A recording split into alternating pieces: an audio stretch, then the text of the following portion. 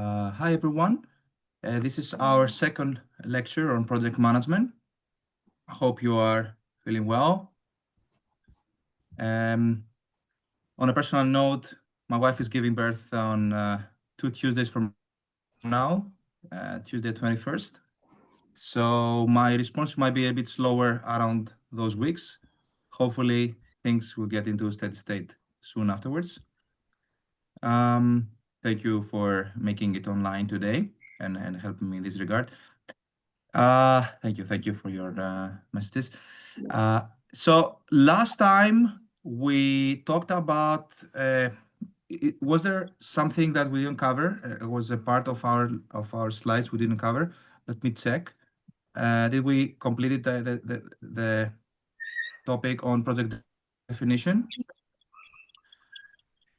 I think we talked about work breakdowns structures and the OBS, the organizational breakdown structure. Do you see my slides around WBS, or do you see my previous slide? Let me see. There's project estimation. Okay, let me, 1 second, let me share. Perhaps let me share my screen. So last time we talked about the last chapter we talked about was project definition. So project has phases, right? So definition, planning, execution, closing. And each time we're discussing each of these phases in detail. So last time we talked about the definition stage, right? When you define the project, and we will see this in our hardware simulation. It's important to understand what are the tasks that you need to do, and then how do you break down the work? Who is doing what? And then from an organizational perspective, there is also the OBS, the organizational breakdown structure, which tells you like how hierarchical the org should be, how many team members, who should be reporting to whom, right? That's what we covered last time. So I'm just, this is the work breakdown structure, who will do what, and then the work packages, which is at the lowest level of the work breakdown structure, WBS, decomposed of the project scope and the deliverables.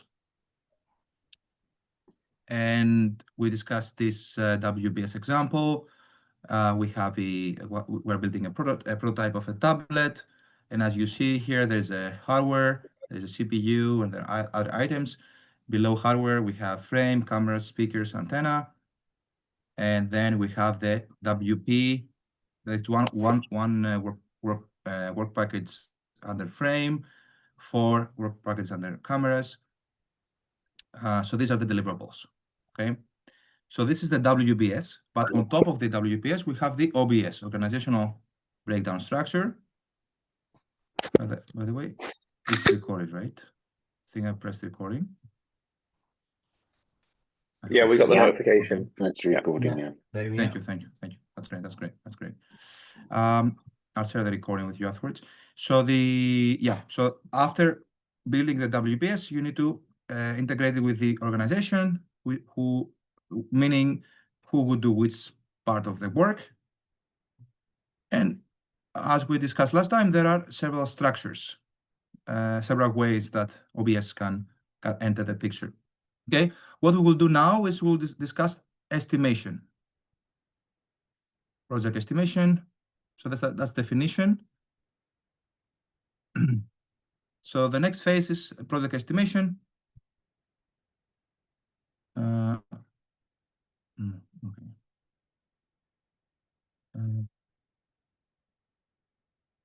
So the learning outcomes include understanding what estimation means, why is important, and then discuss the top-down versus bottom-up approach on the estimation.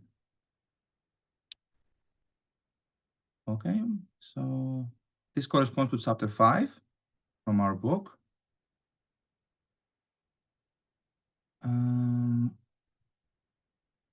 So estimation is the project, is the process of approximating the time and cost of completing the project. So that's kind of the book definition. And the estimation is needed because we want to develop an understanding of the expected duration, expected cost, understanding how we will allocate our resources, managing the expectations of the project stakeholders, and monitoring and controlling during the project execution, because we need to make some estimates on the cost, some estimates about the duration. And these estimates may change over time. That's the monitoring and controlling during the execution phase. So some guidelines around estimation. This was not from the book, but I built this through my experience. Like, it's very important to have people familiar with the task when they make estimate, when you make estimates. Another important guideline is to use several people to make estimates, because each person has their own biases. So by asking several people to make estimation, you can control for their individual heterogeneity. Then base estimates on normal conditions. Don't make estimates according to COVID times, for example. So you need to make an assumption that the next year is a normal one, won't have any war, right? Otherwise, our estimations methods will not work. Use consistent time units in estimating task times. Some people are using seconds, some people are using months, weeks, days. Be consistent. Treat each task as independent. Do not aggregate. Yeah, because that's very important, because if you have dependencies on the tasks, then it creates some feedback loop. Like, this task affects the completion of another task. Like, task A affects the completion of task B. And task B, so in a sense, to complete task B may affect the completion of task A, because they are interrelated. So you need to have tasks that are independent. Otherwise, we have these feedback loops in the production, which create can delay the project significantly. Treat each task as independent. Do not aggregate. Do not make allowances for contingencies.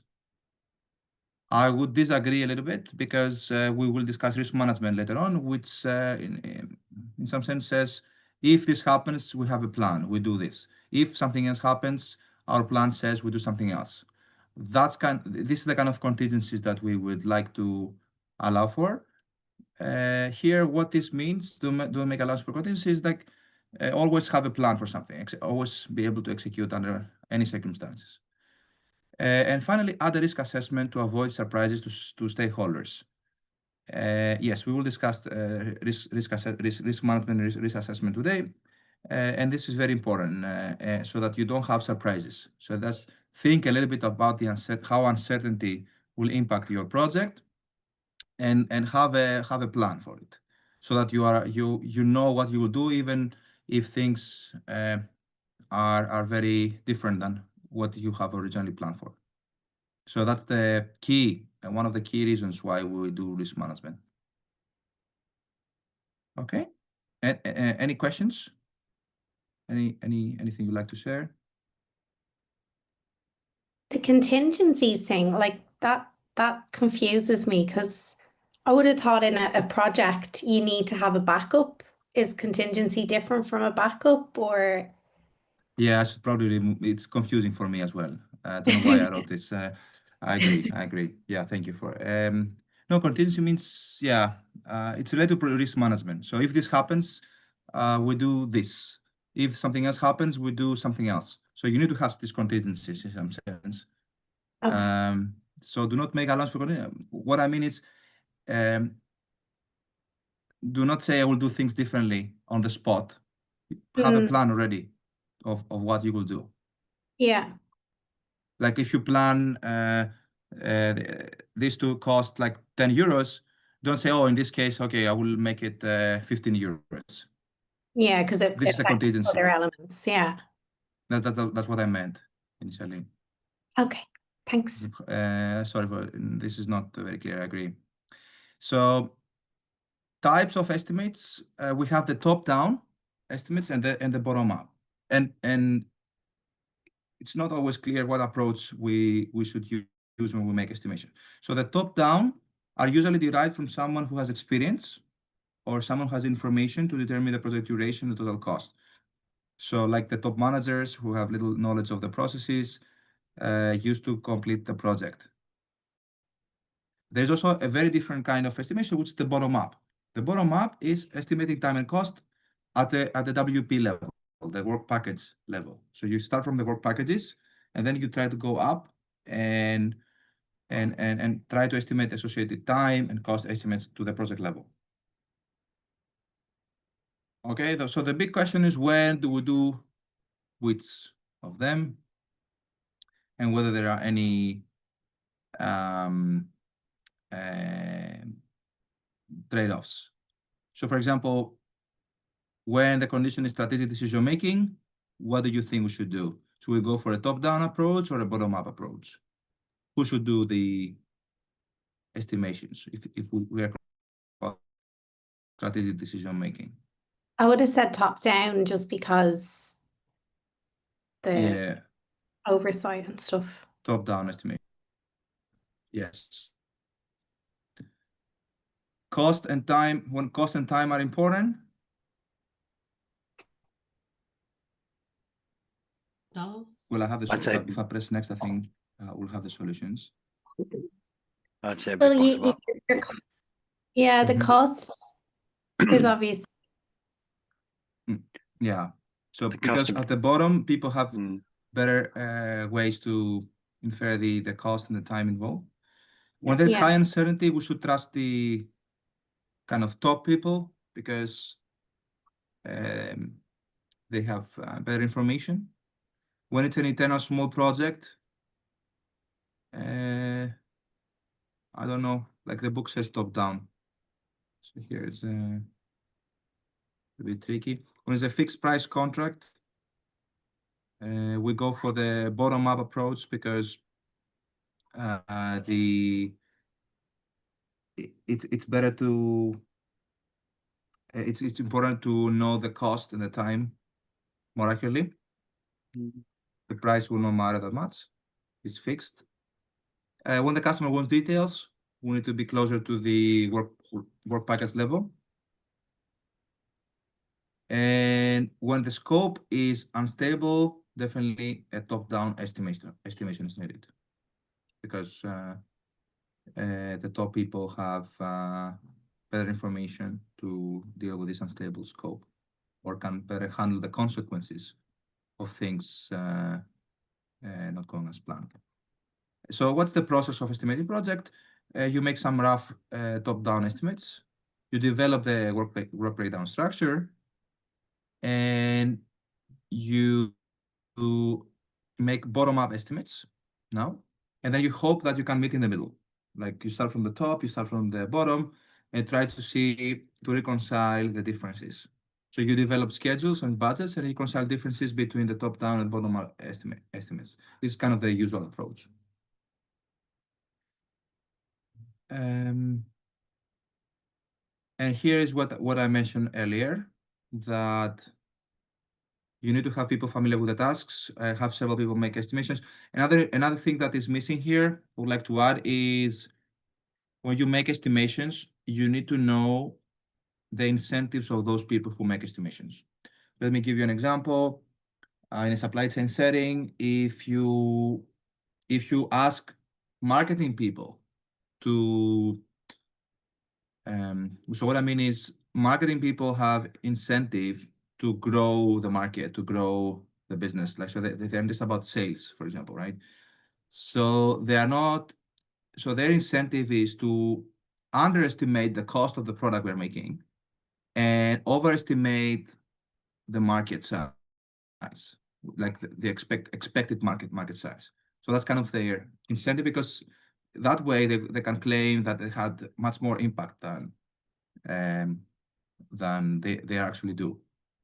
Now, on the other hand, people working on operations or on the inventory side, they have incentive to overestimate the costs. The marketing people want to underestimate the cost. So when they make estimations, they would like to artificially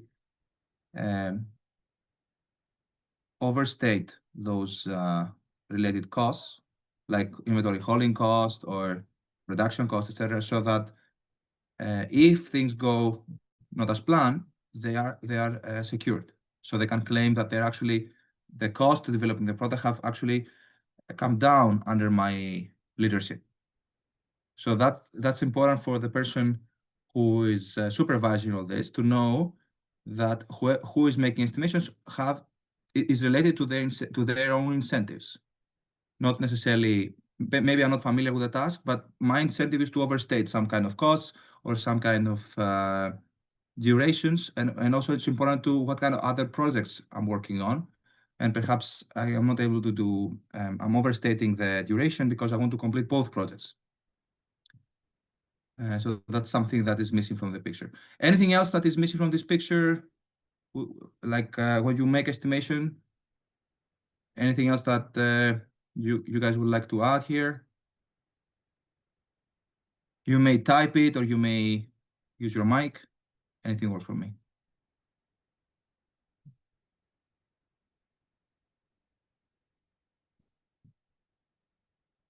Would you like to challenge any other assumption here?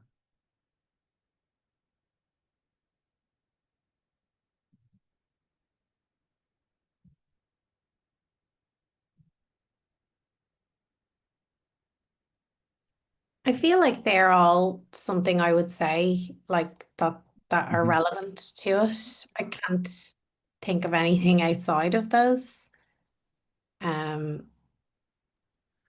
Yeah, they're kind of all the steps that you would take. Carl says just remind what you're assuming normal conditions. How would you define normal? Are you saying like market conditions or like cost of goods or? Yeah, the normal condition, like an extreme condition is COVID. An extreme Yeah. Oh, I get ya. condition I get ya, is yeah. Donald Trump. An extreme condition is you heard the news about the Nobel Peace Prize, right? What happened Yeah, I there? was shocked and appalled. I thought he was going to get it, mate. I thought he was going to get it. He was this far away, but at least he called her. He called her to say she was taking it in honor of him. Lunatic. Anyway, but yeah, sorry, that was just my question. So you're assuming that normal market conditions apply. There's no like external influences. Yeah, fair enough. So war is an extreme condition. Yeah. Or the Makes sense. possibility of a war is affected. So if we are now working on oil and gas, yeah, things are tricky when we make estimations. It's like very high uncertainty. So you need to have inside information sometimes or some politics involved in these cases so you need to trust the top people in some sense when you make estimations in those industries. And is data taken into does data fall into one of these areas, or is this just an early stage? You wouldn't go looking for that until you're in the middle of it. So you mean it's a good point. Historical data as well, because like that would be kind of relevant to me. Say you're pricing, construction jobs. You look back historically, things that popped up that you never cost for originally, like. Historical data work under normal conditions. That's the truth. Yeah. Otherwise, definitely you cannot just say, "Oh, my gut feeling is this." So it's hard to justify it. To that, you need to have a scientific approach, and the scientific approach would perhaps ask to look at the historical data. It's difficult. It's also can go into data science, or like how do we estimate, how do we forecast the price of a product, how do we forecast the demand based on historical data. It's can get technical. I suppose, like from my example, I'm working on a project and it's like I need to put forward a business case and kind of put forward all of the data. So I'm using historical data, but it's quite important, I suppose. Like I suppose people at top down wouldn't really take you seriously if you don't really know. So here is a good exercise, something I've done with a recent consulting project I had. What you should do is perhaps you can use LLMs to try out the following three scenarios. So you ask an LLM for a specific project you are doing. You ask about the low risk scenarios. So tell me 10 low risk scenarios for this specific industry, for this specific product, for this specific Service or whatever. setting Yeah. project that you are doing. So a low risk scenario. And then you go deeper, and really understand these low risk scenarios. So why this LLM is suggesting that low risk these are actually low risk scenarios. Okay, risk also. So risk can mean, you know, there's maybe there's a low likelihood, low probability, low chance for this to happen, or maybe something that has high chance to happen but has a very small impact in our business. So in terms of risks, both in some sense, so you need to incorporate both of them, okay? So, but think about a low risk scenario, a medium risk scenario, and a high risk scenario. So, and think of several factors in each of these scenarios now, okay?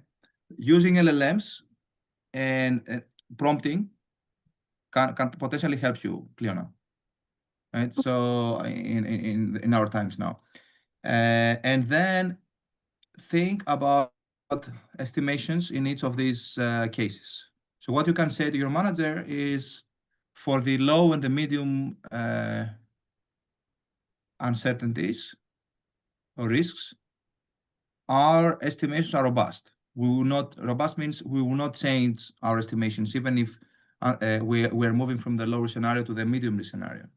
Now, for the high risk scenario, if Russia attacks on Europe or something, we also have a plan. We also have a suggestion. But you need to at least outline what are the potential sources of uncertainty in your business, and have a little bit of a plan for each of them. That I would say is an interesting thing you can do, and see how robust your estimations are. How much would you change your duration or your cost estimates depending on low, medium, or high risk scenarios? Sorry, just from my perspective, just to give a background, I'm an engineer and manager at a power station. So lead time on certain items might be played into determine our estimates. So, for example, if I need to go through an OEM for a particular item of plant, that might give me an extended lead time to something that I can get sourced outside of the OEM. So I can go to multiple sources. One might have a lead time of 1 month. One might have a lead time of 60 weeks, you know. So resource availability and lead times would be a factor to consider as well for us. Yeah, because to have the products, you need to consider lead time that this product will be delivered to you. Yeah. So the determination of the time of the plan would weigh heavily on the availability of lead times. And then that would fall into contingency as well, in a sense that, well, okay, if the lead time on this item is excessive and it means the power station shut down, can we do a well repair? Can we do a fix of some sort to allow us to get back on and declare ourselves available? Maybe in the interim period, whilst the lead time of the part is we're awaiting the part, and once the part comes in, we can put that part in. So that, again, that will play into contingencies as well, determining the lead time of spare parts. Yes, very good point. Very good point. And then another one. Sorry, sorry, just another point as well. It probably falls into people familiar with the task, but also it might not be. So looking at similar or even the same faults or projects that other places have come across. It might not even be within our organization. It could be talking to, say, Uniper or Eon or GE or some other company and say, oh, have you seen this before? What were your lead? How long did it take you to repair it? What were your processes? And you can share those plans even with other organizations. Sometimes you can get an idea. So it's looking at similar projects as well to determine your estimates. Maybe might be a good thing to do. Very good point. Very good point.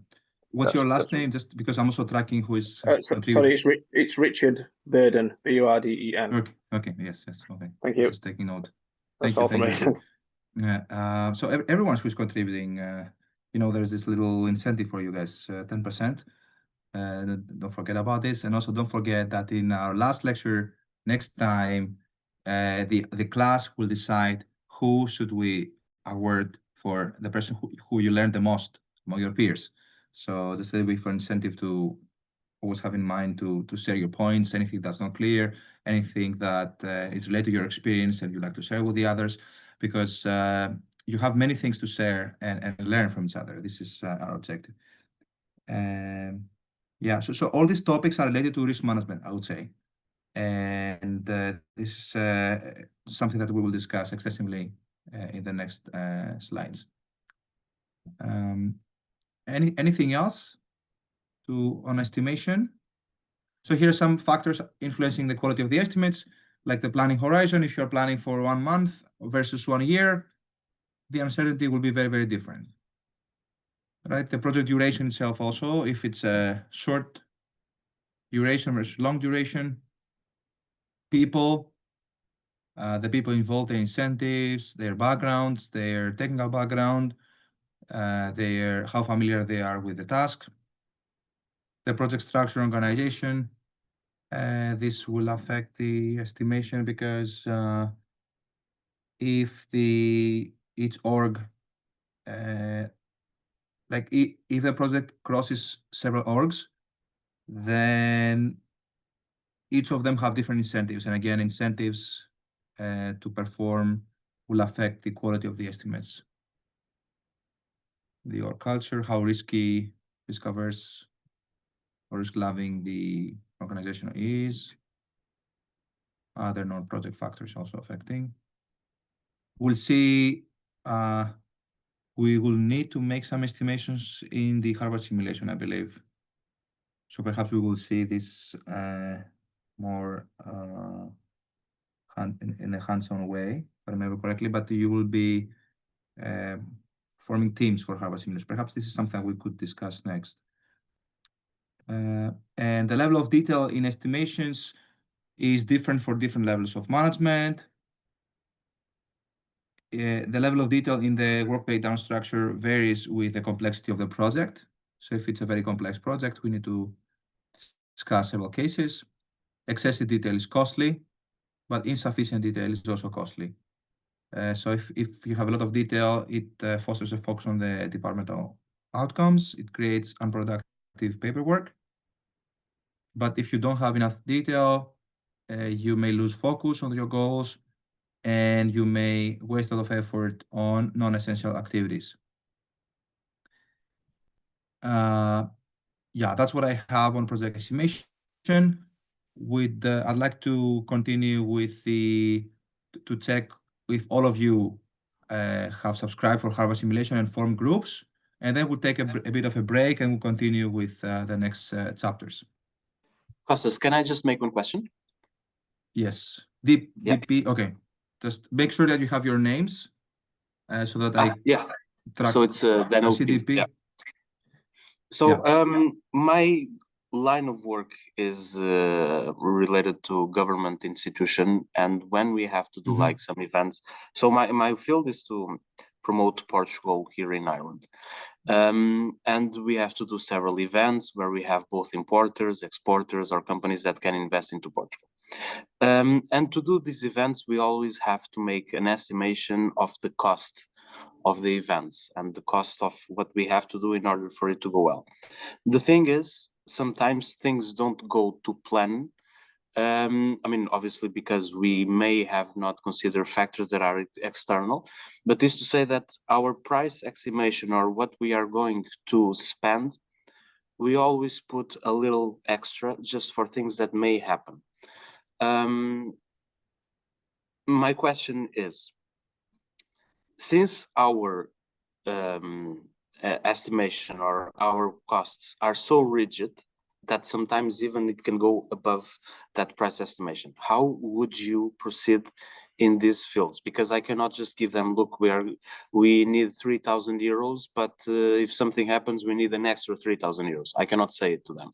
So in reality, I can just put 4,000, but maybe in 2 weeks, I need the 6,000.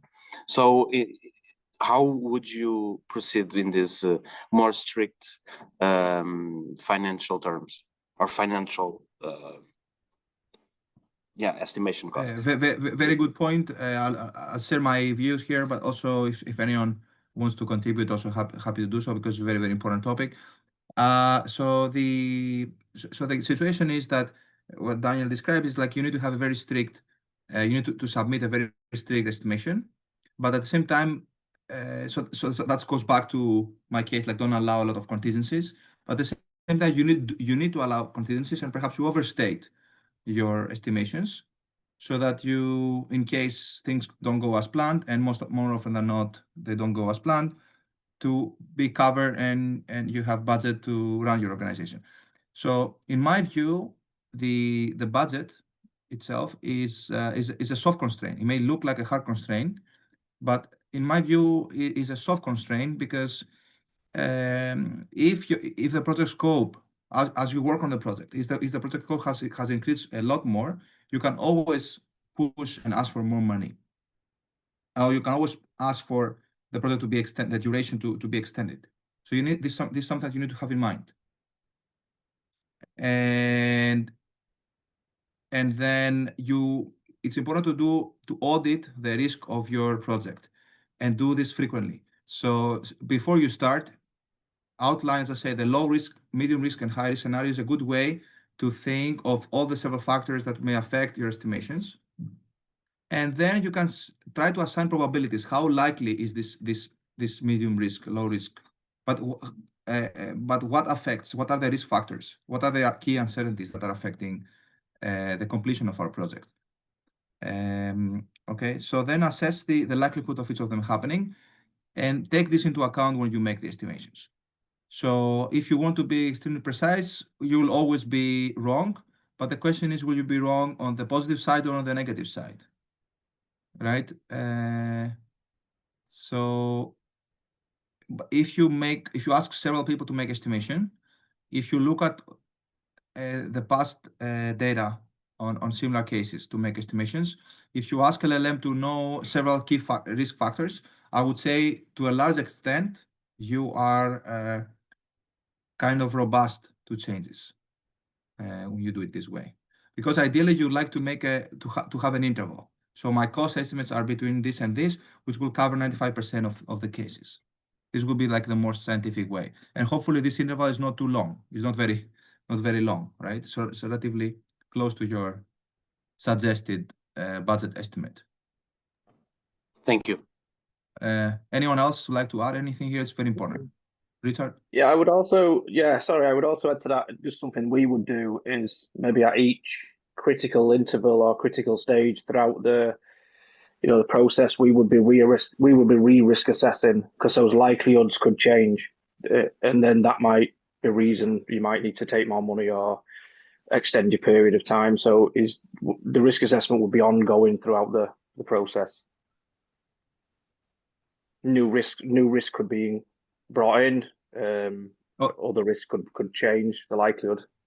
Yeah, so the risk can change, but affect each stage of the project in a different way. So at least you need to kind of show in each stage, perhaps have stages, and say in each stage we need that much money, and so that's justify the final estimate. So by breaking down, risk will not affect all stages. Perhaps there should be some risks that are affecting all stages, but some stages will not be affected that much. So perhaps for those stages, at least you'll be right. You cannot be wrong in all your estimations. That's another thing. Can you not have bring contingency into that, and then have a contingency budget? Yes, that's the right way to think about contingencies, right? If this happens, have a plan for this. But here, if this happens, then I would need a larger budget. If something else happens, then I need a smaller budget. So then you need to decide on your budget in advance. So that's the problem. Yeah, but if you have a budget for exposed contingency as a separate item, then at least it's listed in your project costs. So if something happens, like Richard was saying, if you assess your risk as you go along, and you do find that you need to lean on the contingency budget, then at least you have it planned. Thank you, Brent. Thank you. Yes, that's the way. So you need to have all these contingencies initially, and then take the expected value, perhaps, or lean towards more those who are more risky, assign more weight on your estimation, and then conclude on your final budget estimate. One thing that I also want to add, because it can go both Yes. ways. We've focused on the case where there's the scope changes, or there are factors that we didn't consider, and that increases the cost or the time. I want to bring the other case where we had a project where the estimation of the time estimation of the project was, for example, 1 year, based on the knowledge when the estimation was done. After the project was started, someone with more expertise on the products being involved came in, and he managed to reduce the time from 1 year to like 6 months, which is it's a happy case. So I guess it can. My point is that it can the kind of cost estimation and time estimation and whatnot can also be reduced. Yep. Good point, Jonathan. Yeah. Anyone agrees or disagrees with the last point?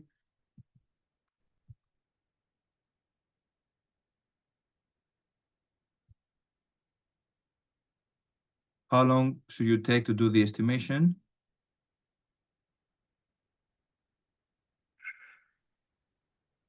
What do you think? Anyone? Does that not depend on the size of the project? Yeah, I was literally about to say the same thing. I would imagine. How much? Yeah. No, definitely not weeks, but depends on who is doing what, how large the org is. In general, can be a very difficult task, right? I mean, for us, sorry, we're having a turbine outage next year in May. At the minute, it's the current plan, and we're already planning for that now. We're talking about the outages. We talk about outages in our power station because they're very complex projects. We talk about them for a year in advance, for example.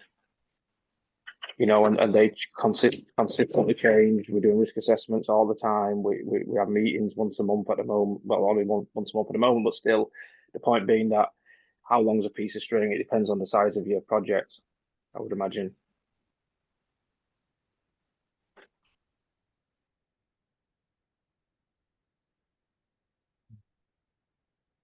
So, by the way, those of you who your mics are not working, perhaps you can join from your mobiles. But when you join, then perhaps so you can have multiple devices, but then one device should say you should click for no sound, no interaction with sound, like no speakers, no mic recorded, because then there will be echo in the room.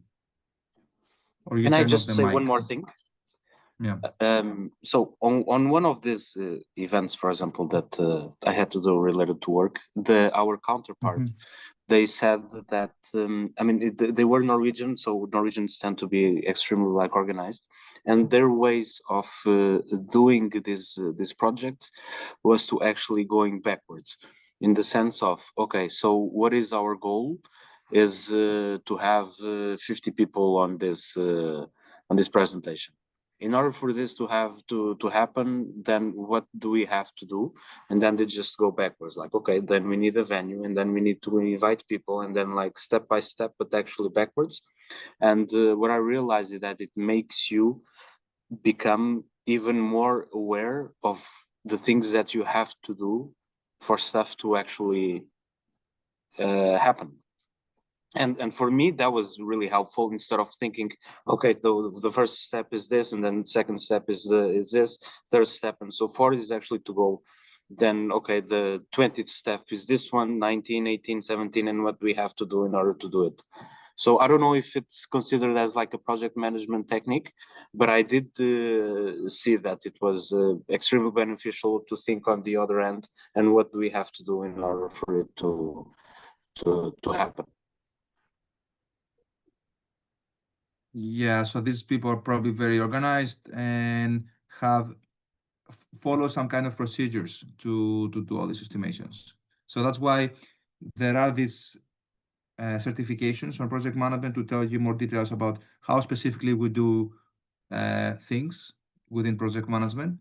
Because project management may look very practical, but at the same time, there's kind of a science behind it. So people have tried several things, and in many cases, there is a way to deal with the situations in a scientific manner.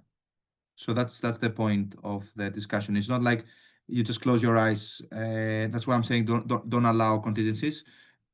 It's not like you close your eyes and you make some estimations. There are some steps that you follow. You document the steps. You do some risk assessment. You ask several people. You consider the incentives of the people who are making estimations to adjust for the bias of those people.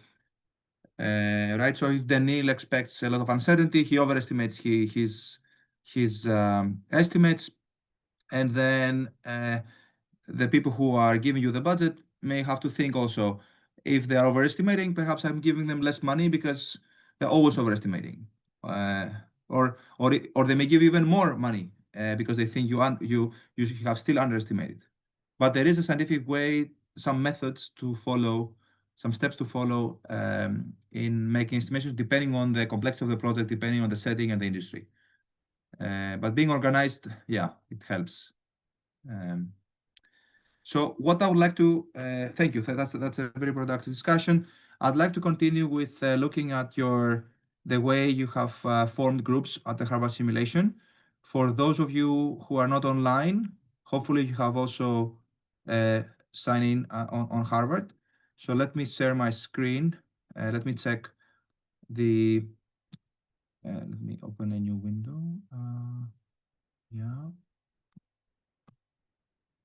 And give me a second just to check how many of you are there and assign you to. Are we supposed to have emailed you our groups?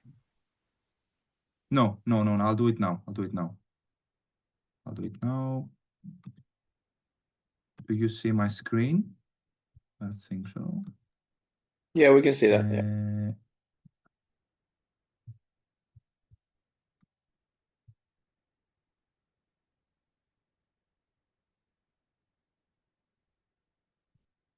Okay, 31 out of 38 have enrolled.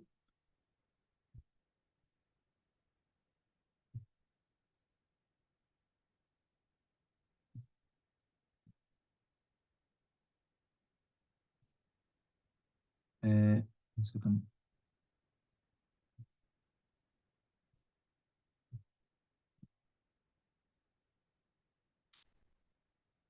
So there will be a list of all the enrolled people.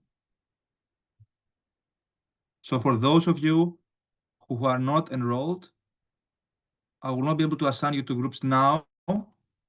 And the way we work is that you should either submit individually or as part of a group. But here in the simulation, it will not show you as a group. It will show you individually. That's why I ask everyone to have registered already. Because here I will assign people to teams.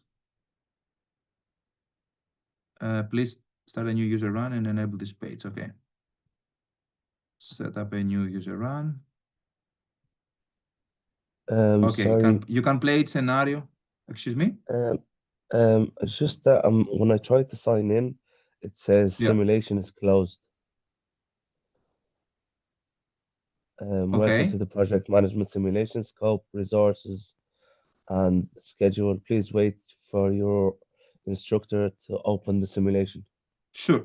Just let's see. I will see your name, I think, right now. We'll see, because the 32 people have made it. I don't know if you are among these 32, but I'll check it now.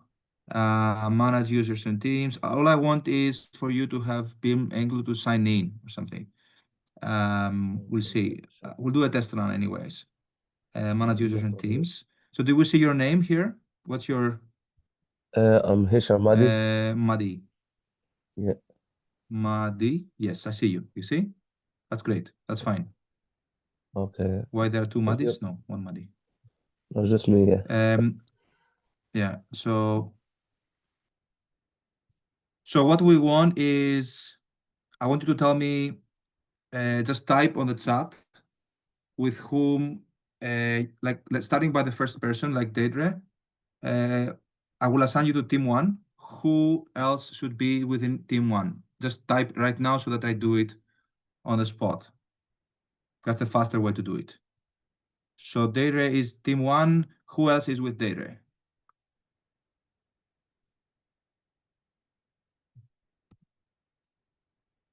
Martin. I guess you have discussed this with Deidre, right? Martin is team 1. I think myself and Sylvia just Okay. and Silvino. Let me do it. See. Sylvia, this one? Yeah, Sylvia Fays, Cleana Kyo, and Silvino Sousa.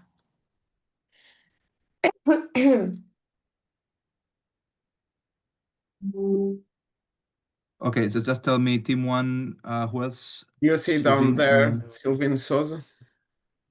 Okay, all right. So each group should have at most, I said 4, isn't it? How many did I tell you in the email? I think it was 4 or 5. Up to 4, I think is fine, because then there's a lot of free riding, I think. Okay, so just type team 2. Who should be like Richard Burden? Who is with That's already Richard? sent to you. It's Ianette and Bryce. Can you type the names so that They're in. You should have them in the chat from Ianette. I think you sent it. Yeah, you put in Richard, Bryce, Cullen, and Enid. That's right. Unit, and then okay. Thank you. That's great. So that will speed up the process. And then team 3. Okay. Is Andrew Doolan. Awesome. Lauren O'Toole. And Patrick 3 Downey. and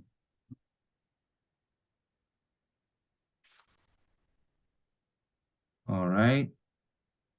Team 4, or who is with Anastasia? Or whoever. Who should be team 4?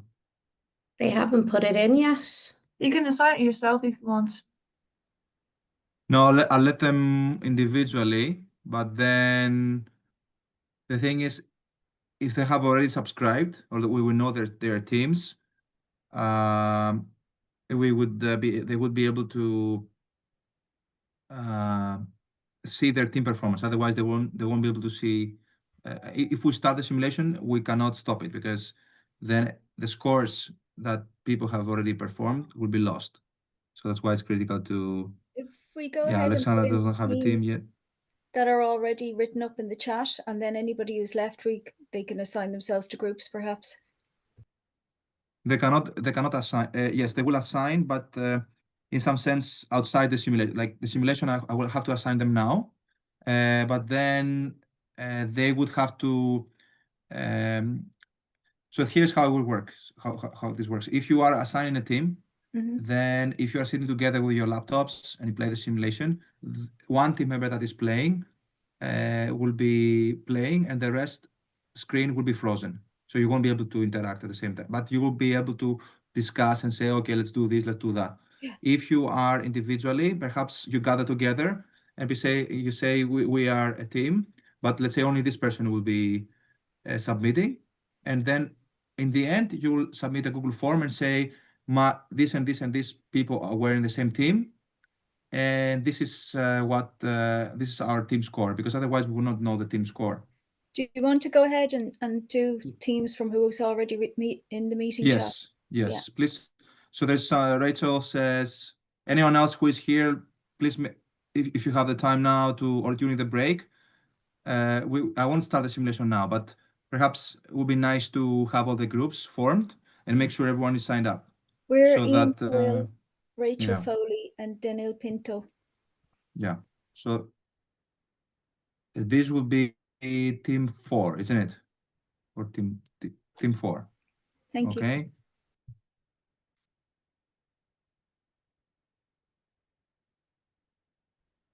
Ian is not there yet, but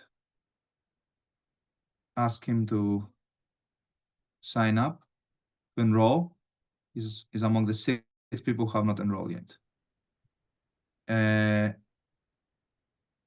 And are we missing? Okay, Sharon to team 2.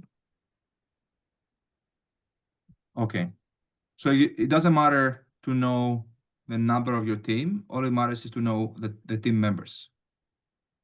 Marita is happy to announce with anyone. Anastasia, why do we see you twice? Just a question there. How many should be in each team? 4 people? Up to 4. Up to 4. Okay. You don't have to be. Rosma Karen. You know what? Perhaps I would assign you, the rest of you, to random teams. I think. Rosma Karen.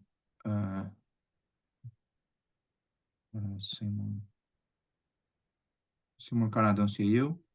Short term. You are team 6. So you want to go, okay. So you want to go individually? I would say having at least one team member would be nice, because that person can give you feedback on what we do better. It's hard, in my experience, well, the top performing teams are have always more than one, at least two team members at least. It's up to you. It's up to you. All I'm saying is, because the other people will be 3 people competing, and they can say, okay, let's try this, let's try this, let's try this, because it could be a little bit of like a video game in some sense. Costas, So it's shorter, yeah. You said I wasn't signed up, but what I'm seeing is simulation, project management, simulation, scope, resources, schedule, B3. What if I'm not signed up? Then what have I to do? Because I can see that I thought I was, you know. Sign up and I'll press refresh. Don't worry. Do I hit run simulation because I'm here? One second. I'll get back to you. So let's hopefully I don't make a mistake. One second. Hey, Contas, we have a group. We can call out the names when you're ready. So Liam, right? Is it correct what I'm doing? Liam is team 7 together with Mark and Kriva. Okay. Yeah. So make sure you have at least one team member in your team, because that way you get some feedback on your actions with your team members when you play. If the team is very large, that's a trade-off. If the team is like 4, it's very hard. Like I'll give you play this game under several scenarios, and I'll give you 5 attempts per scenario. Okay, you don't have to use all these 5 attempts, but perhaps you will need to play at least 1 or twice. And the thing is, people are busy. If you have 4 people, it's very hard for all of them to be able to make it that specific time and play the simulation. Perhaps you're good friends and you can make it, but in my experience, perhaps 2 or 3 people is nice. 4 gets tricky. That's why, think about it. So, like Alexandra, can we do a screenshot of this when we are finished for our groups? Yes, I can share this with you. I can share this with you. Andrew Dooling is Ian, run simulation. So let me press refresh to see if any new names are here. Irakena is team 8. We don't have team 8 assigned yet, right? So team 8 with Serafina. Serafina, yeah. So team 8, okay.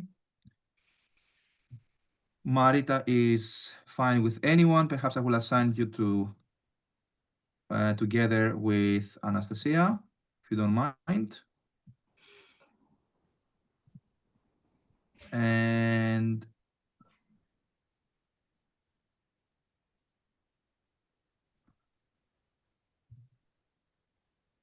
Well, there are many individuals here. Sorcha, would you like to, you have anyone in mind to join from those who are individual? You have any preference?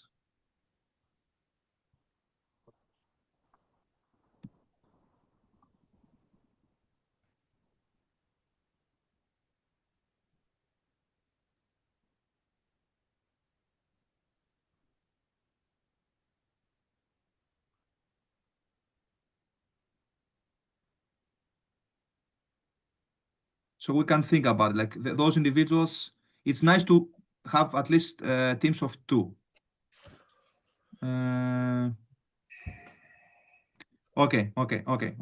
So some people, I can allow individuals, but Michael, I know in a team. If anyone would like to join us, you're more than welcome.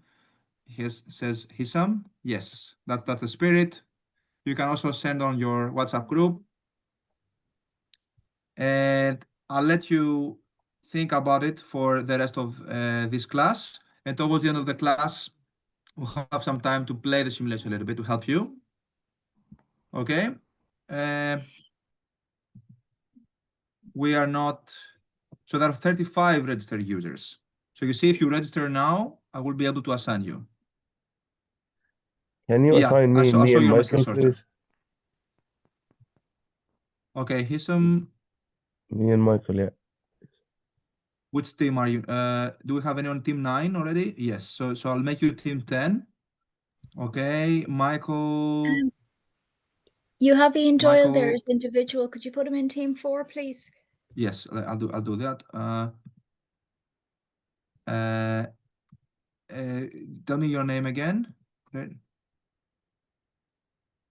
Me? Rachel. Yes. Rachel Foley. Sorry. Okay. To assign you to which team? I'm team 4, but Ian Doyle as well, and Denil Pinto. So Ian was in as individual there. Me. Okay. Great. Thank you. And then Pinto, Portuguese guy. Team 4. That's nice. Okay, great. I think there's that girl, her name's Cynthia. Type it so that I can quickly find. Yeah, I'll ask Michael now. Yeah. All right. You can think about it, but essentially Claire Cassidy, Yasmin, Anotas Alexandra Damieska, Andrew Dolin. Oh no, Andrew Dolin is here. I don't know why I have you twice.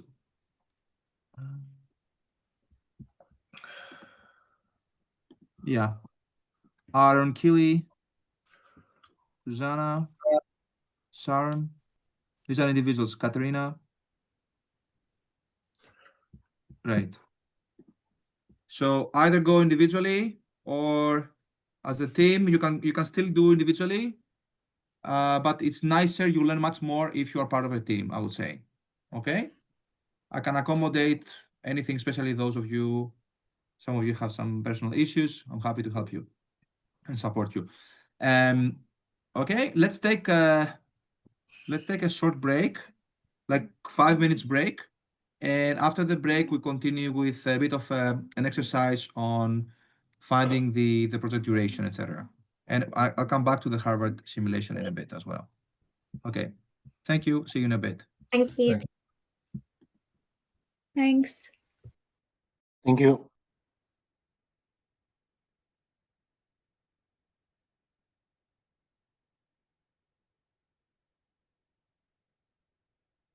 I'm recording. Okay.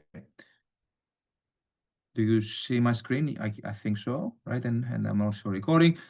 Okay, we are back from the break, and this we are proceeding to project planning and scheduling. And I was just mentioning that this chapter is very, very complicated to read from the book, and I don't know why, but my job is to make things clear and simpler here. So I will still go through the book, but I will also show you in a tutorial what all these complicated definitions mean. And I think you'll be very comfortable to doing them yourselves for the assignment we have, the project management exercise assignment we will have as part of our assessment. So this is project planning and scheduling. The learning outcomes include establishing the linkage between WBS and the project network, illustrate a project with a project network diagram, identify the critical path. This is the very, very important part of today's lecture. How do we identify the critical path, understand its meaning and the implications for the management of projects, and talk about project networks and the critical path method. Okay, so this corresponds to chapter 5 and 6 from the book, and we are related to planning, the planning chapter, planning stage of the project management. So what is a project network? A project network is a flowchart that graphically depicts the sequence, the interdependencies, the start and the finish times of the project plan or activities. So we have, let's say, each project has several packages. So that's task, let's say task A, you finish the task A, then you have task B or task C, but you need to complete both of them, task B and task C. You can run them at the same time, simultaneously, but then you have to, you continue task D, but you cannot continue task D if you only completed task B. You need to complete both B and C to be able to proceed to task D, okay? You can run B and C in parallel, but what this means is like if this takes 5 days and this takes 3 days, to proceed to task D, at least 5 days should have passed. Okay, and then there's task F and there's task K. Okay, that's a network, a project network. It's a diagram. So how does this WBS differ from the project network? WBS, work breakdown structure, is a hierarchical illustration of the project. It just shows you a hierarchical illustration of the project. Like you have this task, you have several subtasks, and then you go to the WPs, the work packages. The project network is sequential, says we start with this, then we move to the next one. It has a time component. Project network has a time component. The WPS, it only shows you the breakdown of the work that you need to do. Project network provides a project schedule, right? What completes first to move to the next one, by identifying the sequential dependencies and timing of project activities. So it's the time component that we're adding by looking at the project network. So it sets up all the project work, all the resource needs, all the budgets into a sequential time frame. It's used to identify each project deliverable and the org unit responsible for its accomplishment within budget and within a time duration. It provides a framework for tracking costs and tracking the deliverables and org units responsible. So if anything breaks down, we know, we refer to the project network and we say this is the org unit that's responsible, this is what is delaying us, let's see why it's happening. Okay, we have two approaches to construct the network. One is to write the activities we'll use some boxes to denote the activities, and we can either write within the boxes or we can write within the arrows. It's kind of bullshit. This is part of the book. I don't like it. It doesn't matter how you write them. It's more important what you write, what you want to say. So you have the network, you have activities which are interconnected. So you have arrows to connect each of these activities, and these arrows and this diagram in the end shows you the stages. Like we first complete this stage, then we need to move to the next step, then the next step, then the next step. So you need to have this kind of network to have a holistic view of your project. So how do we construct the project network? We have activities, which is there are these boxes. We have a merge activity, which is an activity that has two preceding activities merging into the next one. Or you have parallel or concurrent activities, which are activities that can be performed independently, and if desired, not at the same time. All these things look a little bit academic, but again, will make a lot more sense when I do the tutorial. Just bear with me. Again, the book is unnecessarily complicated in this chapter. So we need to understand all these definitions because essentially we will apply them in the example. But as I said in my first class, anything you learn in life, make sure you have an example that works for you. So when we say merge activity or parallel activities, think of a task that you can parallelize, and some tasks that you cannot do once the previous step has not been completed, as examples of what these notions mean, if you cannot remember them. So then when you construct the project network, you need to think about the path, like the sequence of connected dependent activities, and the critical path, which is the longest path through the activity network. So as we complete the several parts of the project, what is the longest path, depth of time, that allows for the completion of all the project-related activities? This is the shortest expected time in which the entire project can be completed. What's the minimum time we can complete the project? This is the project duration. The minimum time we can go through all the tasks. Delays on the nodes, on the activities that are part of the critical path will delay the entire project duration, the entire completion of the project. Yeah, there's an event, there's a burst activity. I don't want to go through this. This looks a lot of definitions here. Again, all of this will make a lot more sense once we do the example. Yeah. I would like to be more practical, and I will show you this example here. All these things, forward pass, backward pass, will make a lot more sense once I do the simulation, not the simulation, the tutorial. All these things, I'll just skip them. We will construct a network for this exercise now to show you all these academic things from the book. So we have activities. Essentially, how do we read this? Because this is also part of your homework assignment. So you have activities, A, B, C, all the way to H. This description, we are making an automated warehouse. So that's an order picking system. So activity A is define requirements. Activity B is assign team. Activity C is design hardware, code software, etc., etc., etc. Now, here it says to define requirements, there's no preceding activity. But to assign a team, you need to have at least define the requirements. So A is the first one, then we move to B. But we can also move to C from A because you can also design hardware, which means assigning team, the task of assigning a team, and the task of designing hardware can be performed in parallel at the same time. So you can save time. Okay?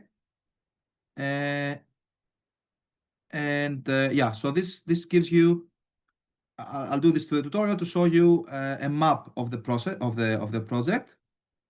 And I guess we do need to know some time, right? That each of them takes, or don't we? I don't know. We'll see this in the tutorial. And then the critical path, I will explain this in the tutorial, and then the benefits and the challenges. Okay, so let me share my iPad screen.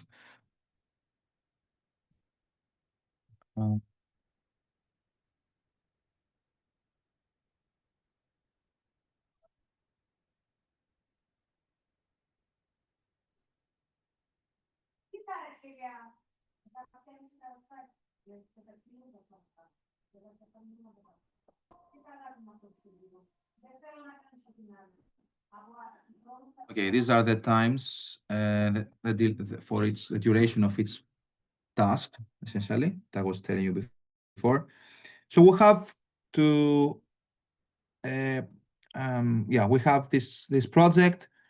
We have several tasks and identified by this ID, right? So you have several tasks, and then you have descriptions of each of them. And this tells you that task A has no predecessor. So it's the first one. Task B has predecessor A. So what we will do slowly is constructing the project network, and then find the project duration and find the critical path. So this is our goal. Everyone understands what this exercise about? So yeah, we're I understand. yeah, so we're trying to map out the project from exactly the step. So the first, my suggestion is when you see this, because it will be a homework exercise. We used to have exams. I don't like exams, so I decided to have more hands-on exercises and simulations this year. So you need to do this at home, just to try to do it yourself. Don't ask ChatGPT to do it, because this is the time for you to learn, right? It is the time for you to don't be afraid to do mistakes in this class. I just want to see, this will be a simple exercise, and you should be able to, you need to understand this, because it's a very simple task to understand the critical path of a project and understand the project duration. This is our goal. So we have all these subparts of the project with identified by their IDs. So we can use boxes, or we can use. So I think the beginning, to understand the project network, just draw them in arrows, in circles or whatever. So we have part A, so task A, then we have task B, then we have, correct me if I do any mistakes, then we have task C, and then from task C, as you notice here, there are several tasks that have predecessor task C, which means from task C, we split our diagram to D, E, F, G. D, E, F, G, and then, so that's why it's called a burst activity. This is a burst activity, according to the book definition. And then after all these activities, we have a merge activity, which is activity H. And you have activity I. But we are given that only F and G go to, sorry, activity I has predecessor F and G, right? You see here, activity I has predecessor F and G, and activity H has predecessor all of these. So all of them go to H, okay? And what happens afterwards is that we have activity J. And then from H and I, we go to J. And from J, we go to O. And O is the, no, we don't have, not O, we have to A, is K. it? K, yeah, sorry.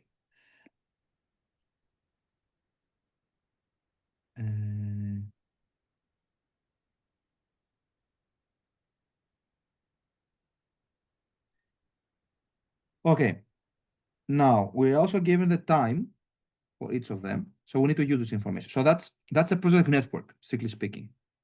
This is how the project looks like. So this only tells you who does what.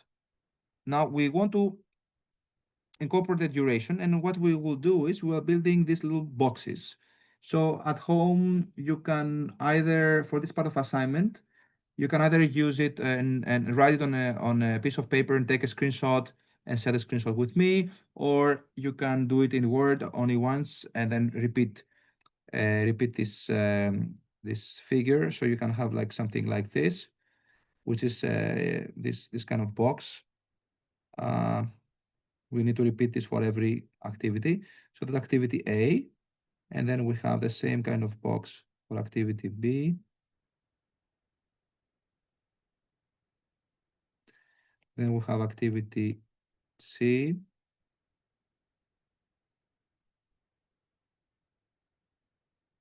This is kind of a nice distress exercise, by the way. A little bit of drawing. Not too bad. So you do this. This activity D, activity E. Okay. And then we have activity F. We have activity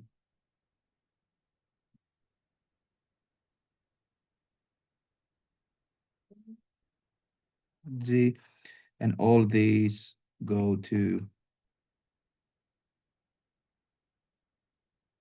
8. These two go to I. I'm not a painter, but can, I guess, figure out what I'm writing here. Can I just ask, the boxes, are they representative of anything? Or are you going to put time? Yeah, I will add some information in the boxes. Oh, and then the final one is the K. I think it's basically showing you in detail the one he showed us before with the numbers in, where it's at 1, 2 and stuff that would go for the days, you know? Exactly. So we start with 0, which is the time is 0. And what we do is we add the information given to, I mean, I'm talking about these numbers in this box. So you start from 0 and activity A takes 2 days. Okay. So, sorry, you add them actually here. All the numbers should be added here. 2, 3, 4, then 4, 1, 1, and 3. So these are the durations of each individual tasks. Okay. 2 and 1. Okay. This is the information given. Now you do this tick now. This tick is 0 plus 2 goes 2. Now 2 goes here. 2 plus 3 goes to 5. 5 goes here. You see the logic? 5 plus 4, 9.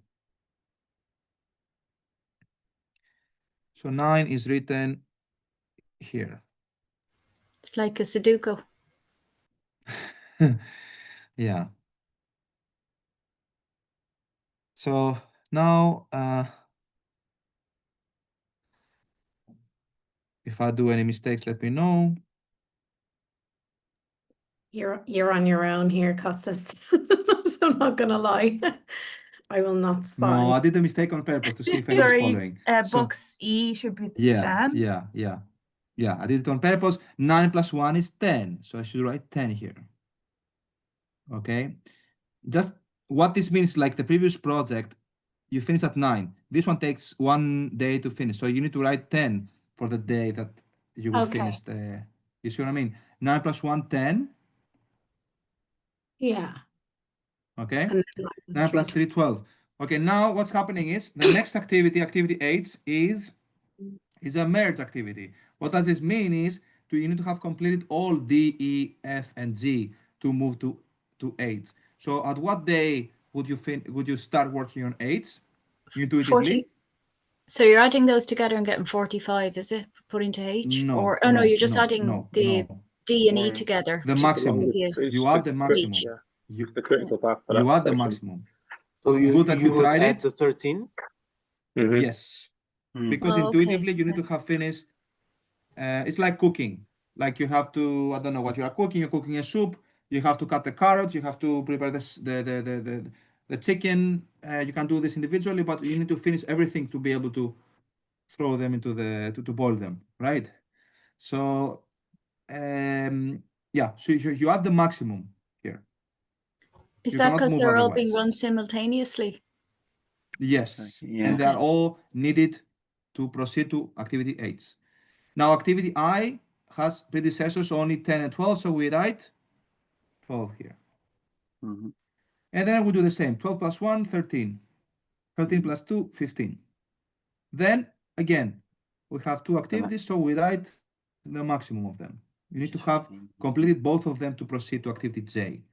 So 17, and then 17 is written here, and 18 is the final one. Probably 18 is the product duration, but to do this, this is called the forward pass. We went forward. Now we'll go backwards. Sorry, and we'll do subtraction to make sure.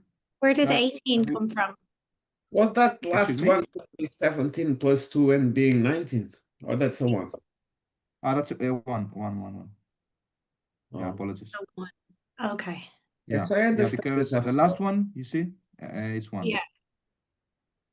So, and here it says J. This one, okay? Okay, and record, you can view the record later on. So now we do the backward pass. So we write 18 here, and we go backwards. 18 minus 1, 17. So 17 is written here. 17 minus 2, 15. Now you write 15 to both of them.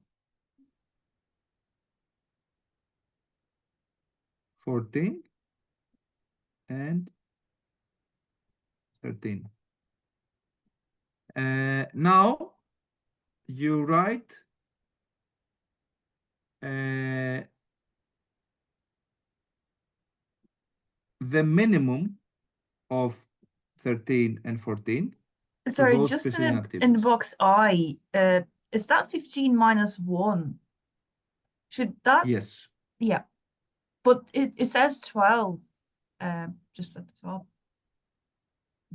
Sorry, it was not very. So here to say 12, I, and 13. And here it should say 14. Apologies if it's not very clear. Okay, so 15 minus 1, 14. So now the thing is 14, and here you have 13. Do you see that?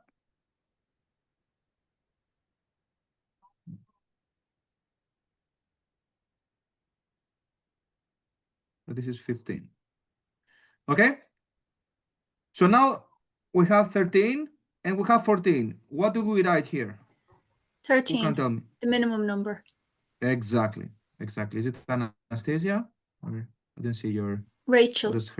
Rachel. Excellent, Rachel. So everyone agrees with Rachel? 13, 13, 13. Because we go backwards. And we'll do the same logic. We subtract.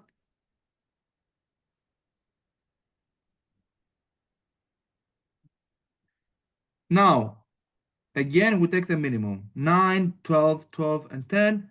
The minimum is 9. 9 minus 4, 5. 5 is written here. 2 is written here.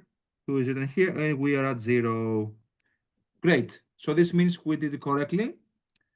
And this tells you that the duration of the project is 18 days. And now, how do we identify the critical path? We do another little calculation. We take the difference of this and this. So this is 0. 0, 5 and 5, 0. 0, 3, 3, 1, 0. You see what I'm doing? 14 and 12. It's Costa, 2. sorry, I got lost in that step. Yes. So the question is, what do we write in this little box? Yeah. In this little box, we compare this and this. Okay. The difference is 0. Okay. 0, 0 here. 0. Yeah. You see what I'm doing? Okay. So 13 minus 13, 0. 12 minus 14. So 14 minus. So the difference is 2.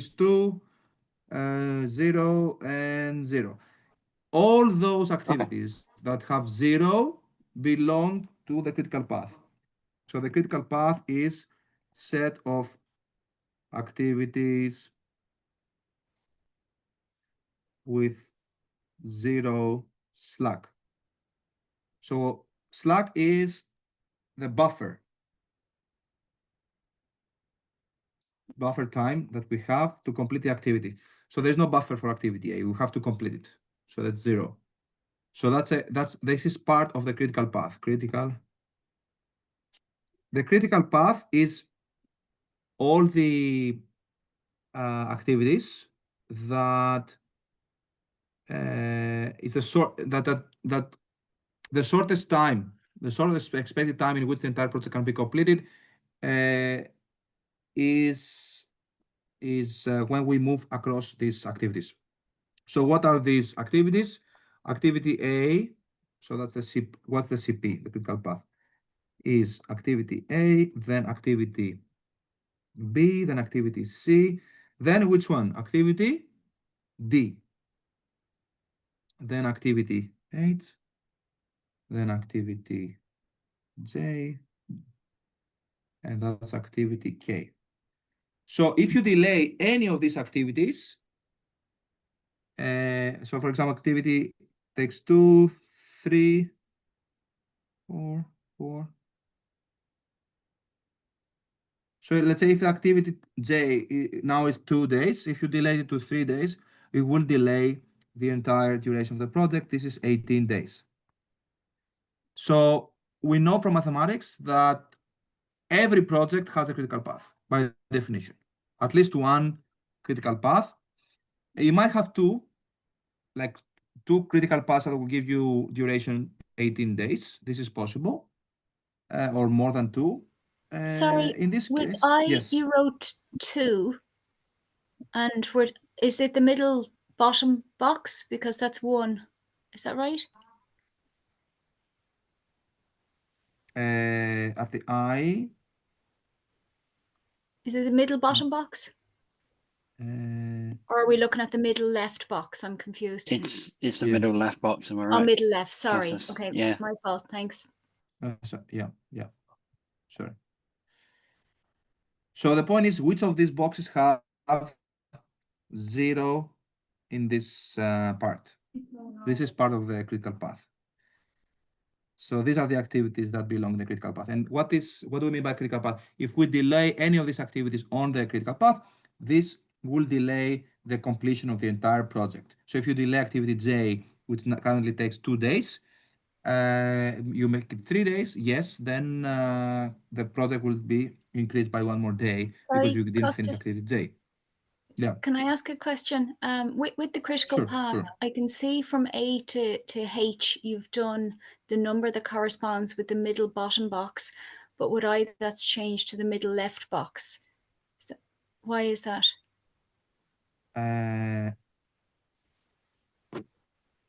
So you only choose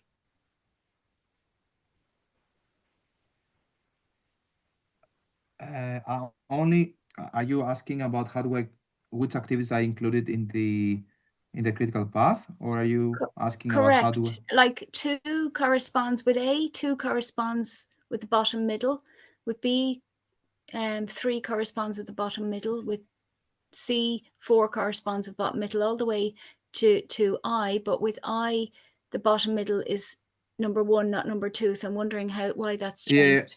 Yeah, that's a J, that's not an I. So are we skipping I? No, we are including only critical path need to have 0 slack, and I has slack of 2.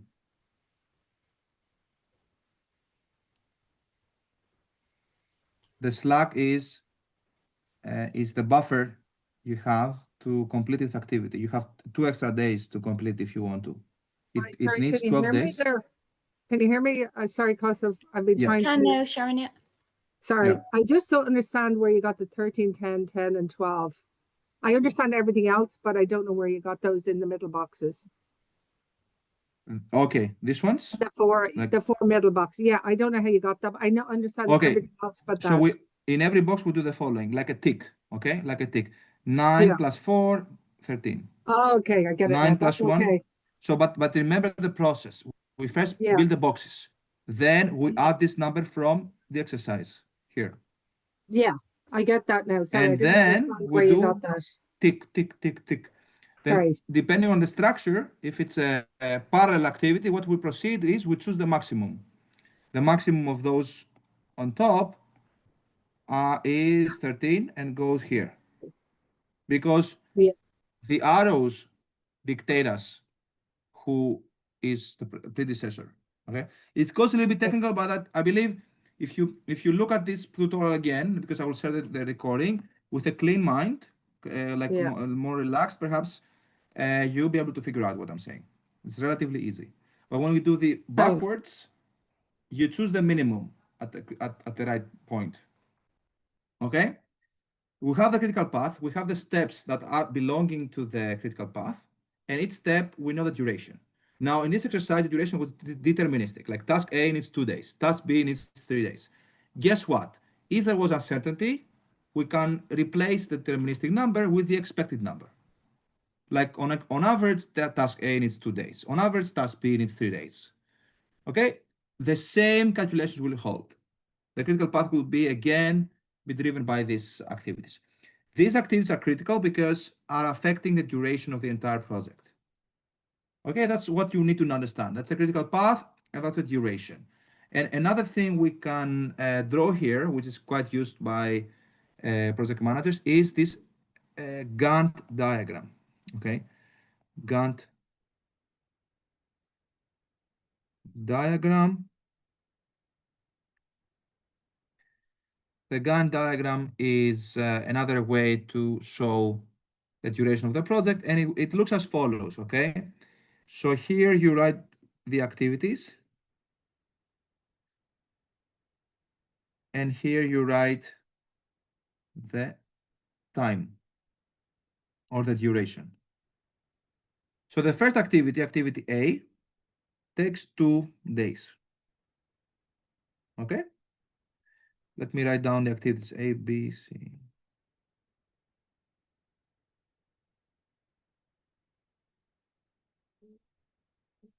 Okay. So you have activity A, which takes 2 days. You do this carefully. 2 days, okay? Then the next activity, activity B, takes 3 days. So we write here 5. And activity B goes all the way to 5, okay? So this is activity B, this is activity A. And then we have activity C, which takes 4 days. Then we have activity D, which is another 4 days. But at the same time, we have activities E, F is 1 day, and activity G, okay?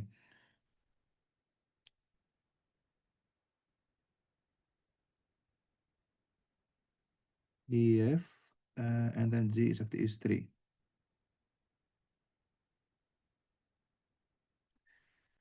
Okay, and then we have, what this shows you is, everybody sees that to be able to move from all these activities to the next one, which activity H, I think, right? You need to. Sorry, Costas, what's the division then from the bottom line? Like what? Some of the boxes are bigger and smaller. What's the actual numbers in between? Yeah. So this takes 2 days. This takes 3 days to be completed, right? This takes 3 days to be completed. So here we should write 8. So you see what I mean? Sorry, activity C takes 4 days. Thank you. 4 days to be completed. Activity D takes 4 days to be completed. So this is 9, it's not 8. This is 9. And then 9 plus 4, 13. So if you're just tracking the time, we'll complete activity A in 2 days. Activity B needs another 3 days, so we are now at 5. Then activity C is the next one, which needs 4 days. So now we go to 9. This is the logic. But here you have 4 activities that need to be, you can complete them in parallel. Okay, so you have D, E, F, and G. So they require 1 day, 3 days. So to move to the next one, which is activity H, you need to complete, as you see in a graphical way here. I guess this is more practical. You see that clearly to move to activity H, you need to have completed D, E, F, G, but D takes longer, so D should be on the critical path. D is the one that is constraining you because you have a buffer from activity D because you need to complete activity D. This means you have a buffer.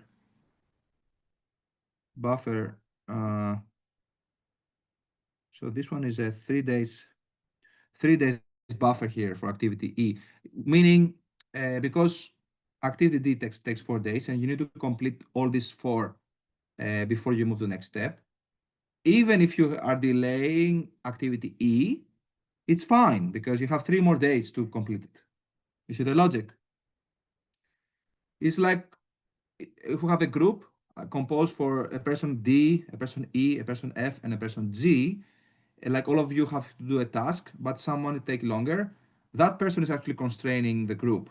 For the others have a buffer, so the others have more flexibility to complete the task, as long as they are below they deliver below 4 days. Is it clear for everyone? Yeah. Yeah. Do you know, go back to the boxes, the 9 boxes you had up there. Oh, okay.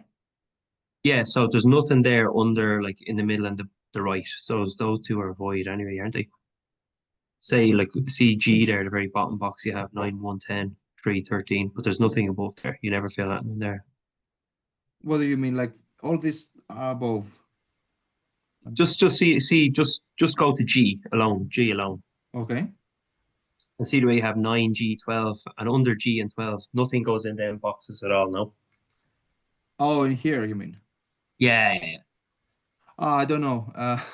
No, but that's okay. No, it's fine because I've got everything else figured out. It's just there's nowhere to, there's nothing else or the calculations that can go in there now. Yeah, I don't know what. Yeah. But the people who have thought about this is just perhaps they can write something there. I don't know. Perhaps they can write a No, that's description. fine. Yeah. Got it. Cool.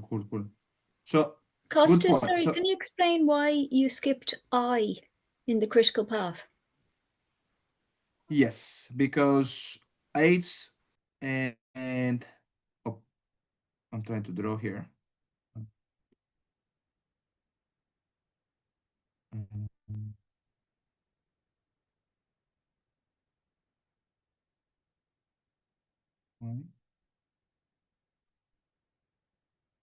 Something. Okay. So because H and I are in parallel, and you have to choose which of them has 0 slack. But why didn't you do that with D, E, F, G then? Because they're also in parallel. I did this. Only D is included. Okay. Thank you. Sorry. So from the Yeah, get it now. Good point. Thank All you. the questions. Very good question. Very good. I haven't thought of this. Very good. You bring a different angle to the understanding this. So with a Gantt diagram is more clear. You need to finish all these activities to move to the next one, right? So D, E, F, G have to be finished before we move to activity H. Activity H takes 2 days, so it's a small one. Sorry, Costas. Silvino just has a question there. He has his hand up. All right, sorry. Let me. Costas, to answer the question that was placed before on that space on the middle of the box, what should go in there? It's the name of the process.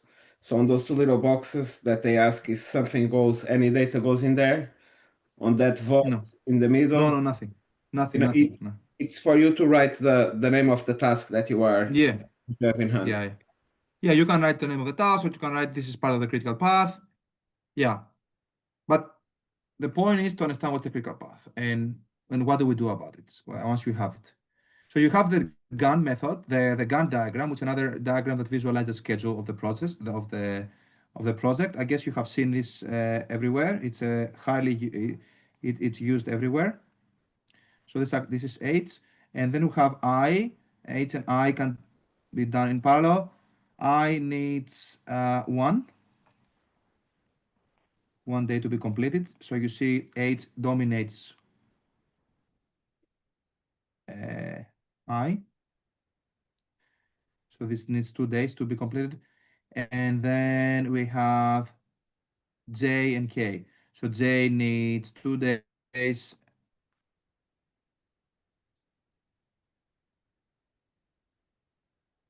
So this is 17. We adapt the 2. And then I need, sorry, and K needs 1 day to be completed. So this is 18. So you see the duration is 18. And how do we figure it out? So here you move from here to here once you have completed all of them. So when do you complete all of them? One takes 4 days, another takes 1 day, another takes 1 day, another takes 3 days. So when do you move? You would move once you have completed all of them. So the longest, the slowest should have been completed to move, which is the D. So those on the critical path are the ones that are constraining our production. So if we want to, I'm also teaching this in a process management kind of class. So if you are a manager, if you want to add more resources, where would you assign more resources? Which activities you will add more resources? It doesn't make sense to add more resources and speed up things in activities like E. No, you don't want to add more resources to activities E, but it does make a lot of sense to add resources in activity D, for example. But if you add more resources to activity D, you may shorten it and make it equal to activity G. In those cases, you might have a second critical path to pass through D or to pass through G. So here you have a second critical path. These two will give you same total duration, right? So it gives you a little bit of flexibility this way. Right? If we shorten activity B, from 3 days to 1 day, as you can imagine, we will be able to complete the project in 2 days less. And this should be intuitive. Okay, that's all I have. And this is part of your homework. This is one exercise that I will ask you to do the same thing again. And I think everyone should be able to do it and get 100% in this kind of, if you're following our discussion, everyone should be able to do it. Okay, let me move back to my slides. I think once we watch the recording a couple of times, we should get it fairly easily, yeah. Yes, that's why I'm sharing this with you. Okay, and then let me share my screen. All this information is on the book as well, if somebody wants. Yes, sure. But as I said, the chapter is, I don't know, it's so complicated, guys. Really complicated, but for something really simple, like these activities, they're like look at this. ES, early start, how soon is like early finish, expected time, late start, late finish, slack, float, ES plus duration, EF, all these jargons. Why all these complicated things? Sorry, it's better like if you have this example. Yeah. Just a note on the critical path that I think is probably important for people to consider as well. You touched on it in relation to shortening duration, but there can also be circumstances where things that are not your critical path due to delays and other factors become your critical path or become part of the critical path and vice versa. So for example, D was set to 4 days, for example, but G was 3 days. But if G gets delayed by a day, that now becomes part of the critical path as well. That's right. So that's worth considering as well. And just to on the back of that as well, in relation to resources, when you're saying you can add resources, considering where you get those resources from. So if you take the resources from G, which is 3 days, and add them to, say, E, you might extend G then, if that makes sense, because you've taken resources from it, and that now becomes your critical path. Yeah. So your decisions can influence that as well. Just something that I'm thinking about there. So very nice. So when I said about the add resources, like if you add resources to the entire project, like more, so that's a different org altogether. But if you have more people, more faster processors, or minimize lead time, right? Which one would you would you consider to minimize lead time first?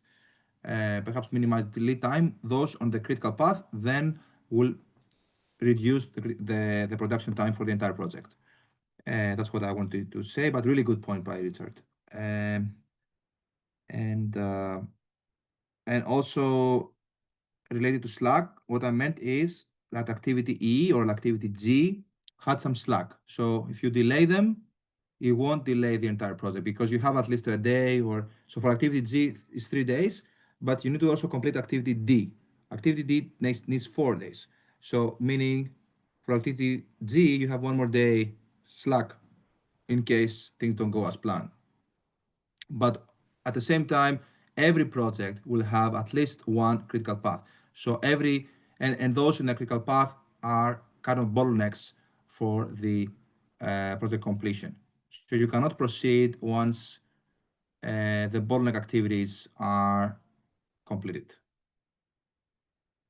So when you do risk assessment, you need to check how robust your calculations, your estimations are for those nodes, for those activities, because they're constraining the production of the entire project.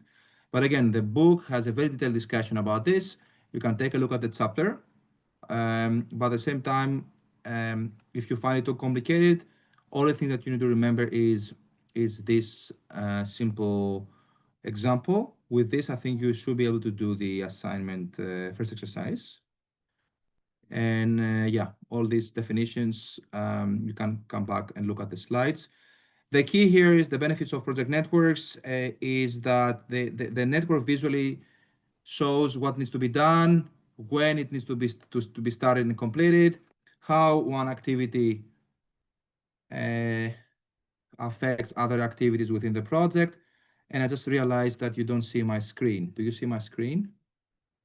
I'm not sure you see my screen. You still see my... It's just black.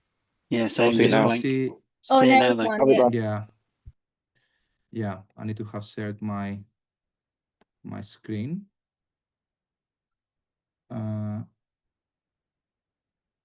Okay. Okay. Can you see my screen now? Okay, so the project networks shows what needs to be done, when it needs to be done, how one activity affects other activities, the interdependencies, because activity D, F, G are interdependent, as you can imagine. Now, can be very helpful in making sense of very complex project plans because you have a clear map of the project. Because imagine I show you the initial table. So how do we develop this table? We're thinking of what needs to be done. Okay, we need to do this. How long does each of these steps takes? Okay, 2, 3, 4, 5. Okay, but then we don't have a map. If you have the map, you can think, okay, I want to add more resources here. I want to be faster here. Or this is very risky. So we need to add a buffer here.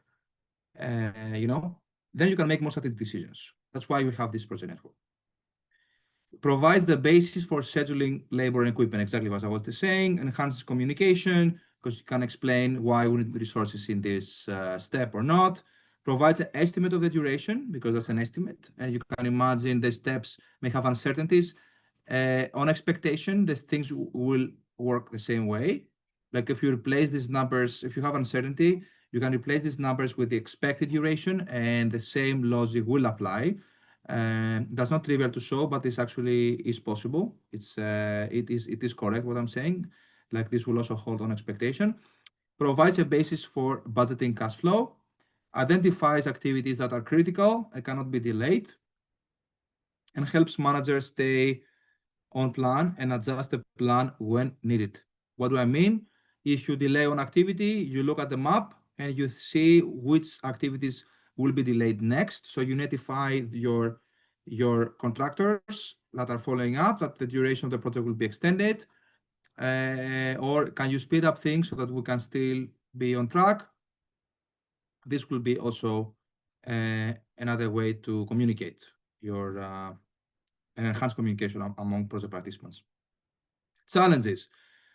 A big challenge is, as you can imagine, if it's a very, very complex project, a very long project, then you need some visualization tools to have or like to shrink this activity somehow. Perhaps you click and then they open up, because imagine you have 250 kind of activities that can be parallelized.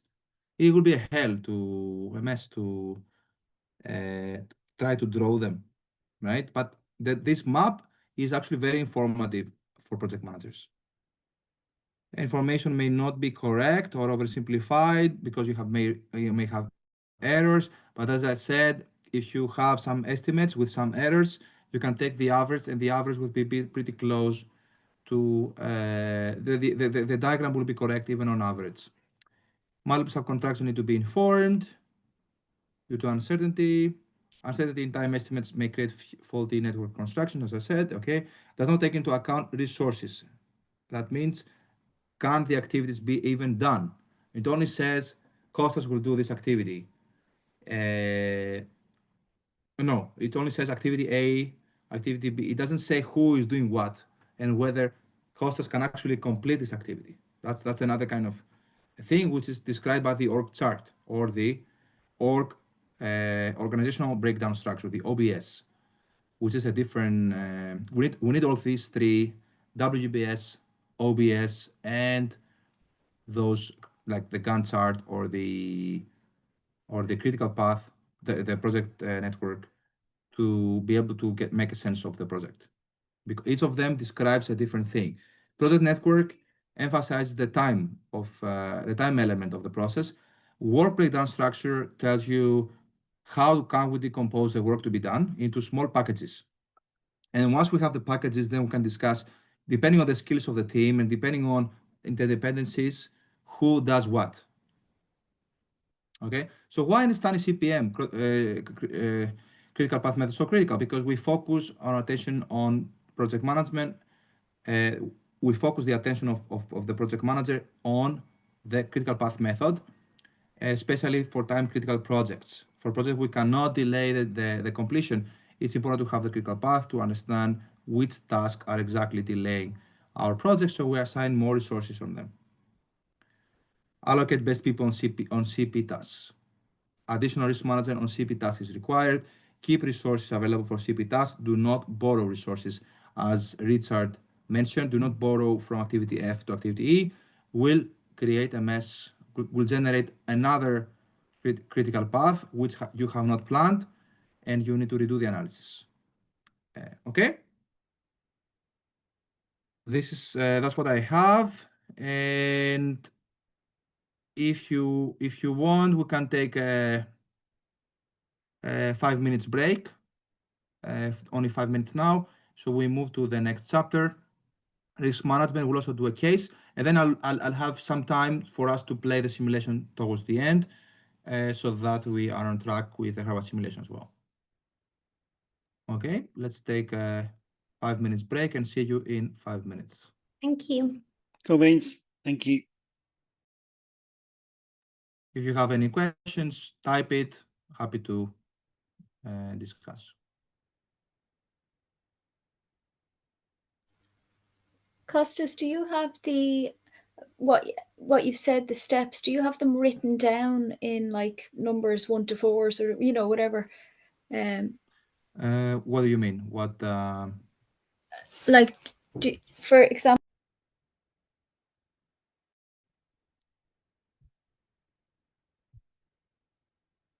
so for the last chapter for today, we'll be discussing project risk management. And don't know what happened.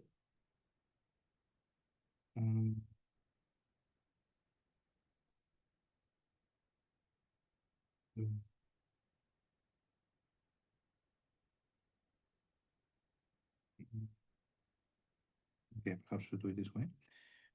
Okay, so the learning, I should probably open it with Adobe.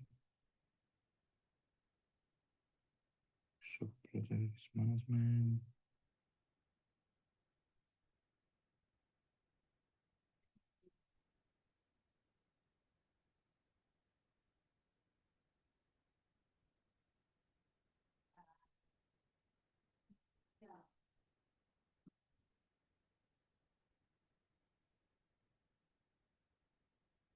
So the objectives of the learning outcomes of this chapter is to understand the concept of the risk.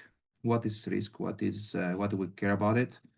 And identify kinds of risks in several projects, such as logistics or supply chain management projects, and describe and understand the project risk management process, have basic knowledge of tools of managers can use for project risk management and understand an extended view of project risk management by looking at something that is called residual risk, which is another form of risk that is very hard to predict and is always there in any project. So the readings come from chapter 7 from the core textbook.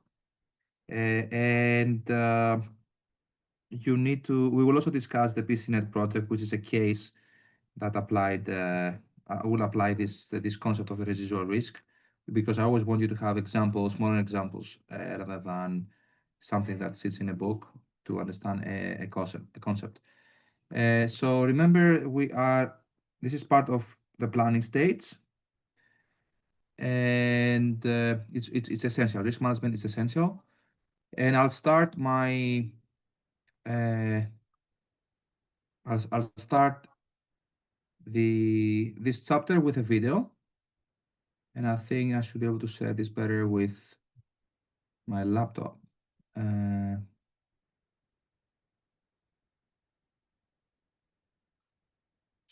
So let me know if you can hear the video.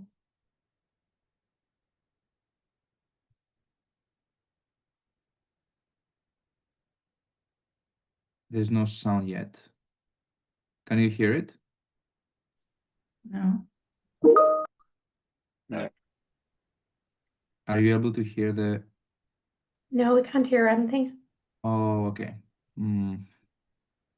Audio.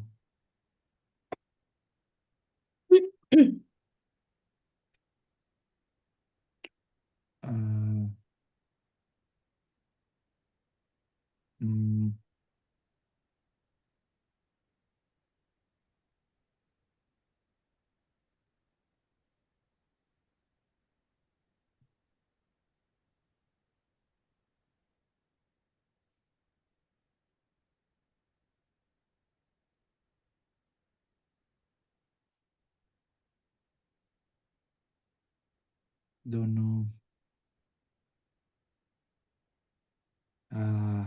Okay. I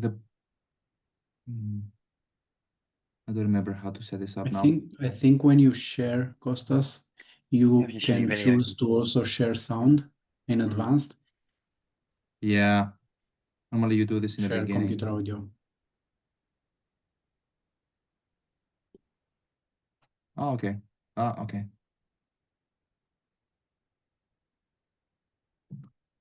Overcome those obstacles. Can you hear now? For some people. Yeah. Okay. Yeah. Okay, that's great. Thank you, guys. So this is a story about Mount Everest, just to motivate risk management. There's a lot of hard work and hardship and risk involved in it, and to overcome those obstacles, for some people, like myself, that's happiness. I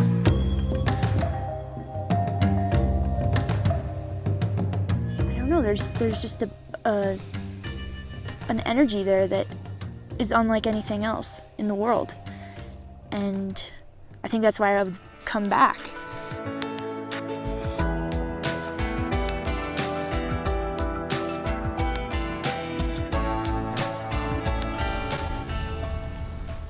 I want to get through the ice fall and then I'll feel okay. So yeah, I'm nervous a little bit. It's just scary and dark out right now.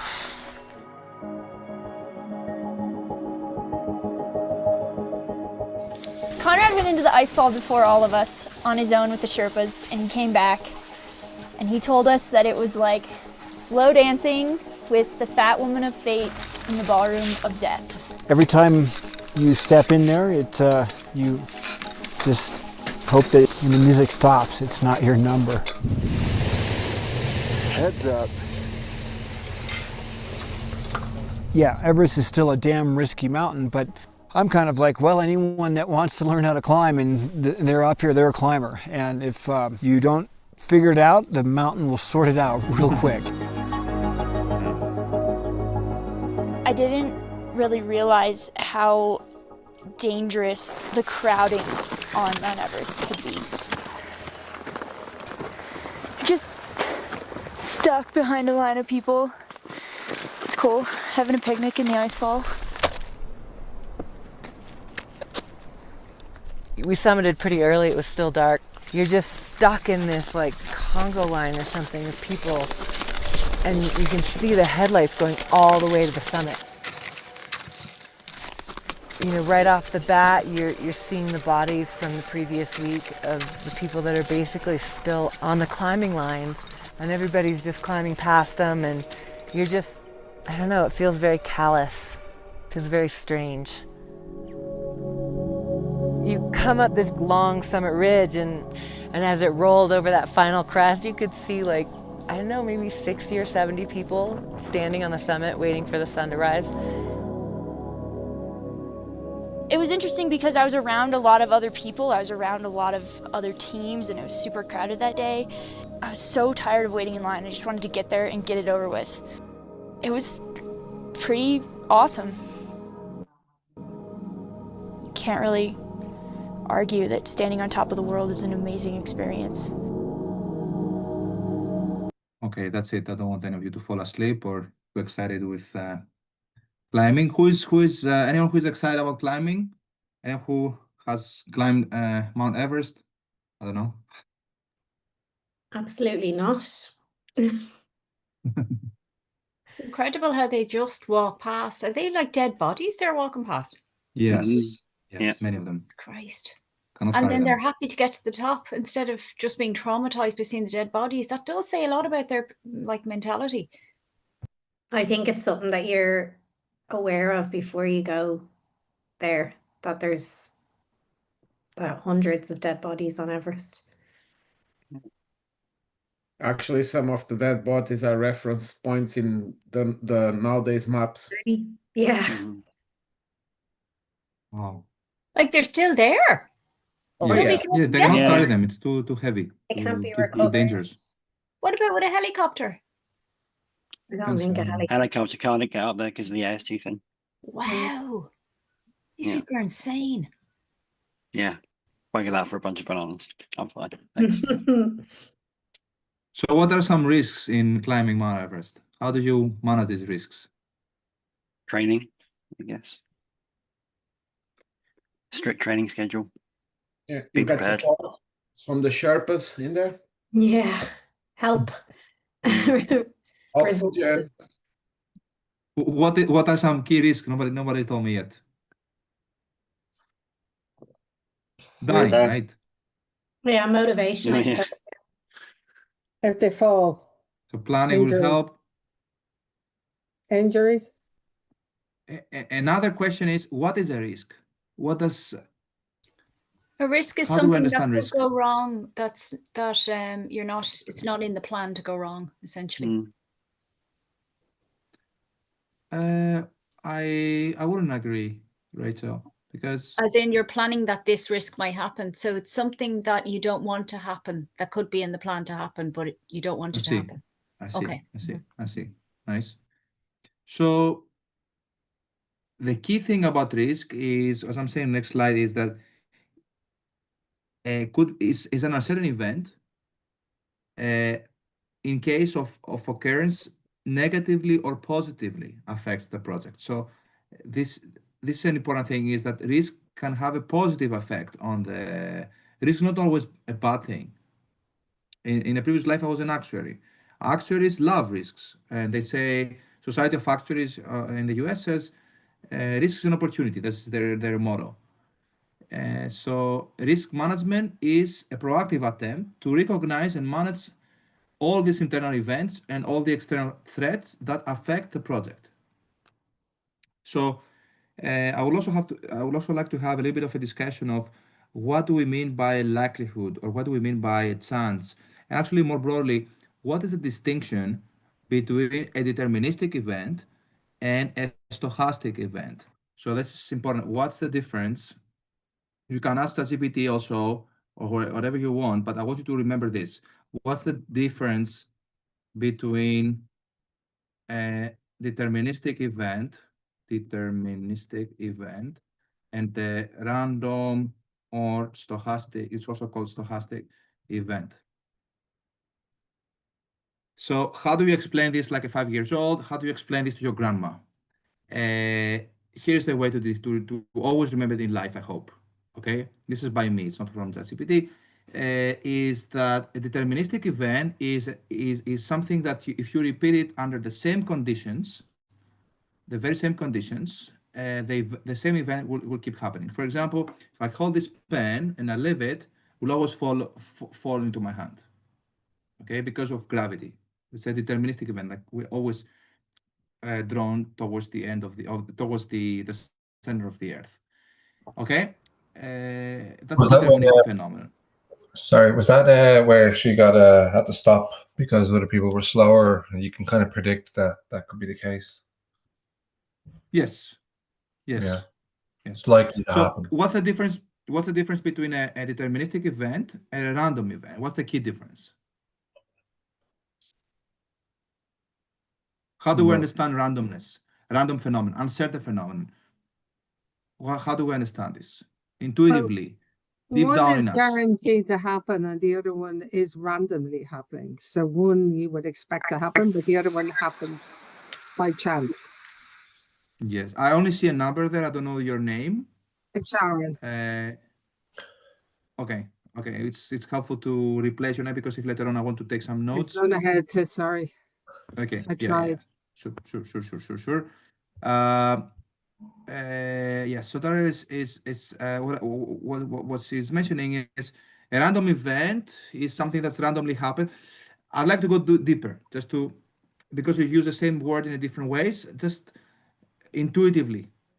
What's the difference between a guaranteed event versus a non-guaranteed event? What do we mean by non-guaranteed? Circumstances, sort of. Yeah, and you don't know the outcome of it. On a deterministic, you might be able to know the outcome of that event if it happens, but on a scholastic or a random, you don't know what's the outcome of that. Well, I would disagree because you may know the outcomes. So let me give you an example. Tossing a coin, you know the outcomes. It's heads or tail. Why do we call this a random event?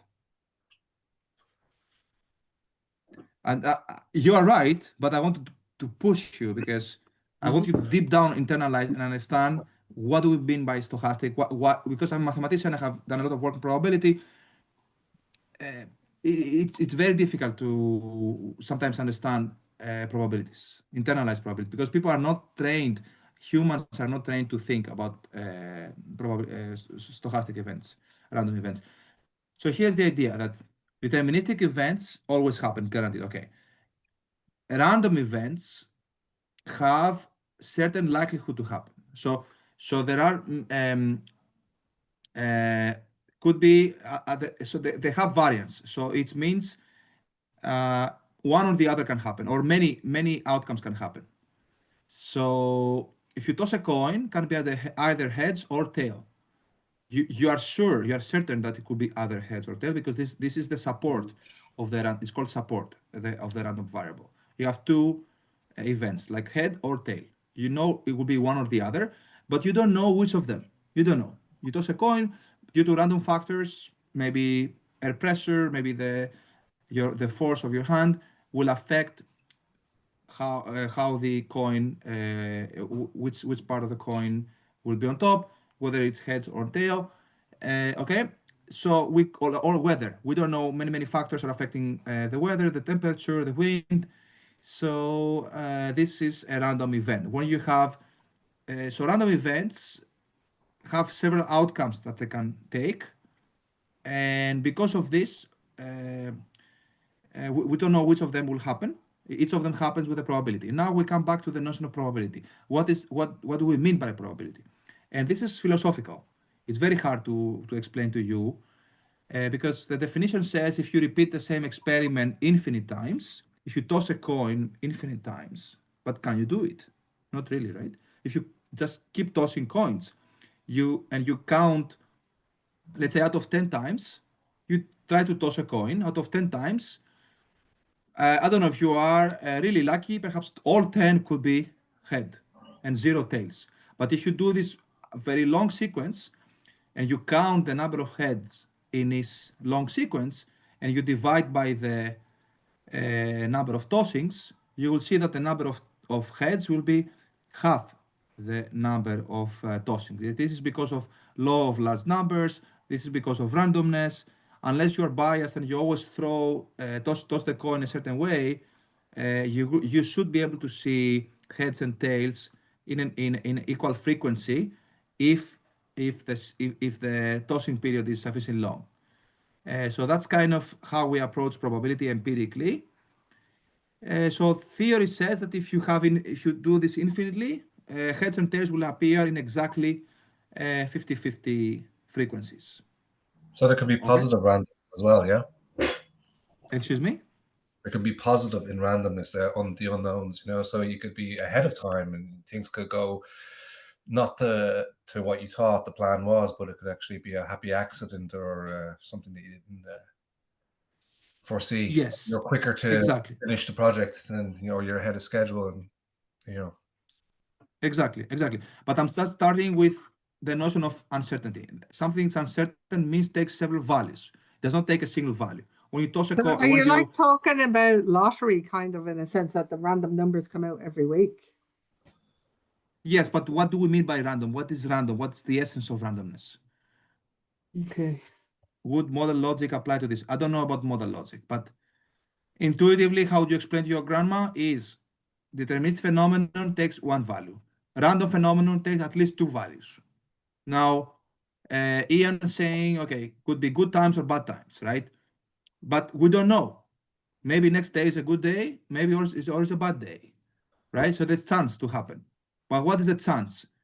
Chance, likelihood, probability, all these are words that explain and refer to this notion of quantifying the uncertainty.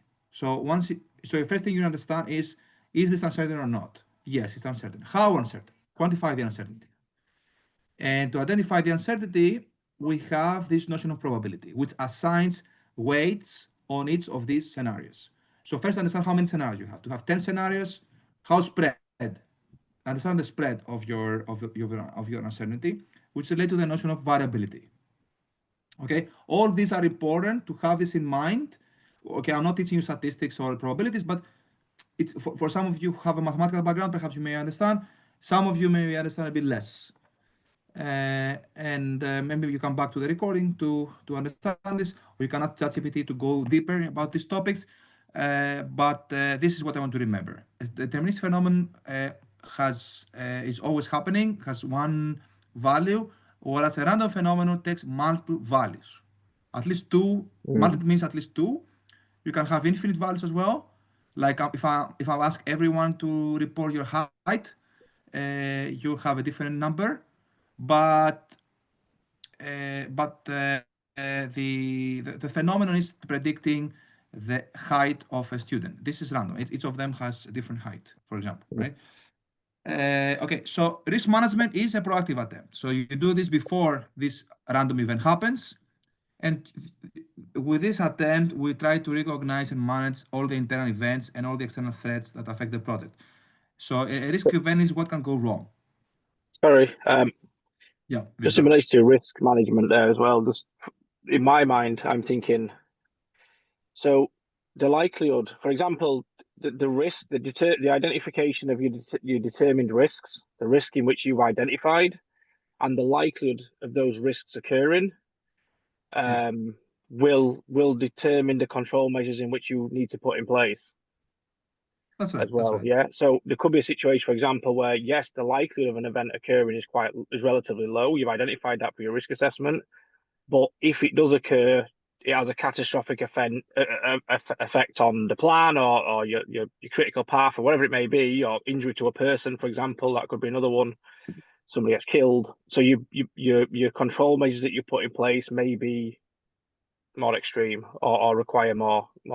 So it's not necessarily always about likelihood of something occurring. It's about risk as well. What happens if it does occur?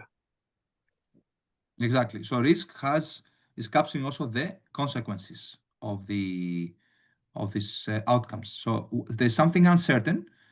Uncertain event takes multiple values. These values may affect our forecast, may affect our projects, may affect our, as Richard's saying, critical path, may affect everything, and have consequences. But that's because they are affecting, right? Now, so risk management discusses what can go wrong, what are these specific things that affecting our business, and which parts of our business, of our project are being affected. What are the consequences of these projects, this part of the project being affected? How can we minimize the impact from these projects to our entire organization? What can be done before the events happens, like anticipating these risks? And what contingency plans do we have in place to deal with when the events happens? So you do this in advance. So once this event happens, you look at your risk management plan and you say, yes, okay, in this case, we do this. So you will have this planning. So we have this risk event graph, which says essentially that the chances of risk occurring with respect to the project life cycle. Towards the end, the risk is lower, but at the same time, the cost to fix if these consequences hit us, the cost to fix it is much higher towards the end of the horizon. So what do we do? Risk management, it's a proactive attempt. It reduces surprises and negative consequences, facilitates reaching project performance within budget and on time, and helps the project manager to take advantage of positive risks. So remember my example in the tutorial, some of these activities, all of these activities may have may be impacted by risk, but risk means things can go bad, but also can go positive, also can go well. So in those cases, you can complete some activities faster than you normally do, and in those cases, you can use them in case other activities are impacted by the risk in a negative way, so that you can complete the whole project still on time, despite these negative events. Sorry, Costas, just a question there. It's so the two types of risk or events, rather, random events versus what's the other word? I keep missing it. Stochastic. How do I spell that, please? Excuse me? How do you spell that? Stochastic. It's a mathematical term. Thank you. Random event. Because there's a whole field called stochastic mathematics, right? It's dealing with a random phenomena. Yeah. The logic is things can go. So you have a random phenomenon takes multiple values. Multiple values means at least two, right? Not just 1, 2, 3, 4, infinite. So this gives you a distribution. So multiple values, you say you have 2, high or low. What's the chance? High, 60% likely to happen. Low demand is 40% likely to happen. So that's a distribution because these weights needs to add up to 100%. So this gives you a histogram of how likely each of them is how likely each event is about to happen. And with this, you can make some estimates, and you can say on average, this is what's happening. And you can also think of the cost. You can think of the consequences. That's what I'm saying on a high level. I think there are some. Sorry, Costas, as well as part of the planning process. Do you? I don't know if maybe you spoke about this, or maybe you're going to speak about this. Do you talk about the mitigations of risk and including that in your plan? So okay, so like time, effort, and cost of mitigating. Yeah, okay, I'll let you get to that then. Sorry. Yeah. So you're absolutely right. I mean, all I'm saying, risk management has to do with the entire process, and there's a very specific, specific steps that you follow to manage risks. So I'm just introducing you to the chapter of risk management. It's a whole chapter. We can have a whole class about it. But for those of you, this is an introductory class to project management. I believe with the knowledge you gain here, you can, for those of you who are interested about project manager roles, you can pursue this the Prince2 certification, for example, where you'll go deeper to understand risk management and all these kind of procedures. There's some protocols of how do you apply risk management in practice, depending on the industry again.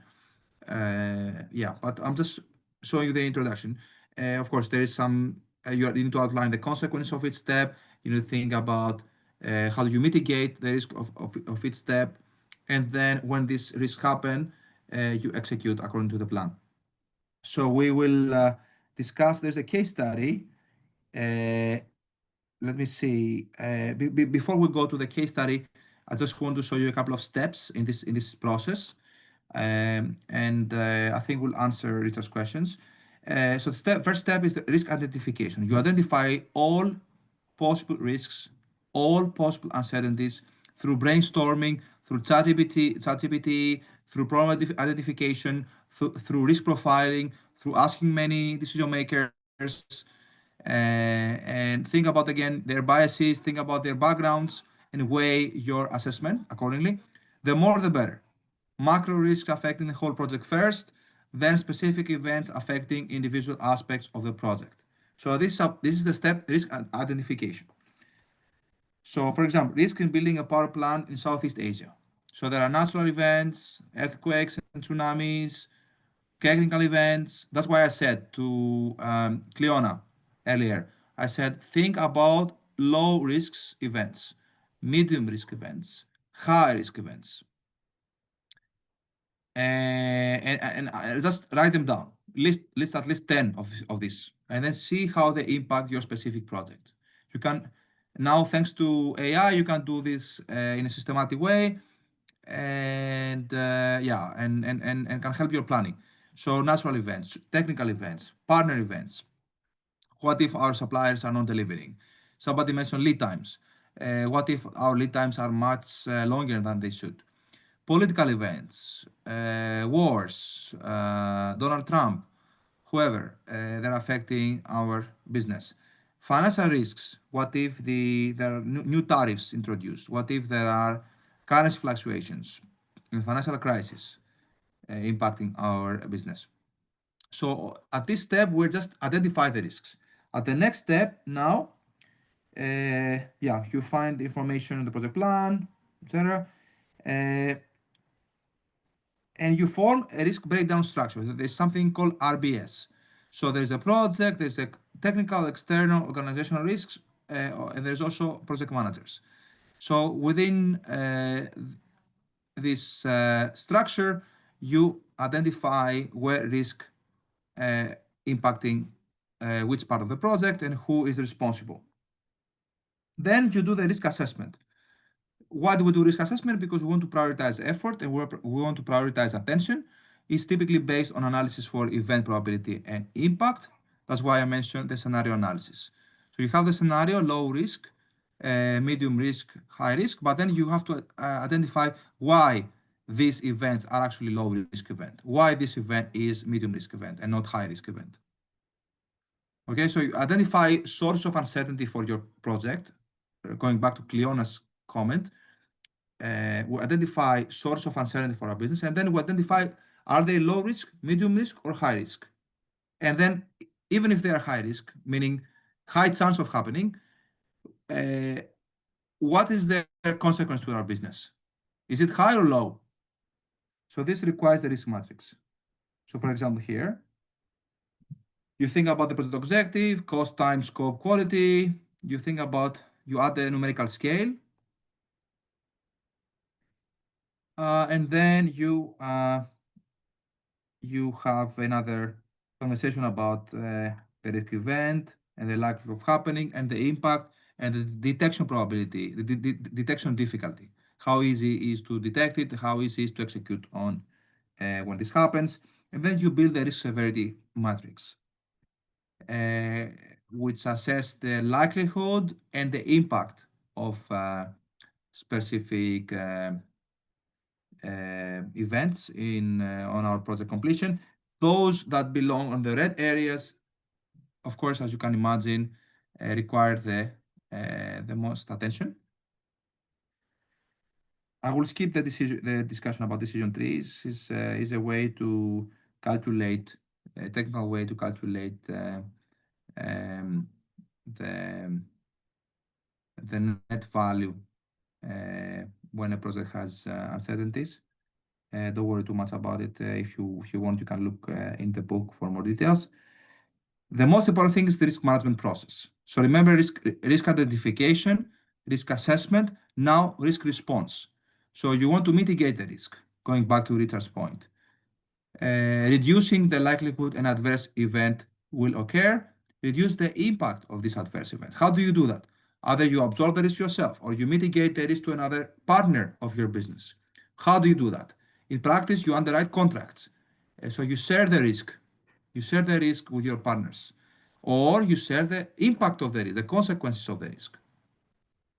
But to share the consequence, to bear some of the consequences, let's say in a supply chain setting, if one actor of the supply chain wants to bear more risk, they have to be compensated for this in advance. They have to take a larger part of the pie when they absorb the consequences or when they absorb the risk. So if this negative event happens, this supplier actually will be charged more than the other. So I'm talking about these situations, and this should be part of the deal that you initially wrote in the contract. So for example, there are some contracts called risk-sharing contracts or revenue-sharing contracts or quantity discount contracts. So in all these kind of contracts, you can manage the consequences of the risk or manage mitigate the risk itself to other parts of the supply chain partnership that you have. Is that kind of comparable to like risk or like reinsurance? So you would take a portion of the risk and sell it on to a reinsurer kind of thing?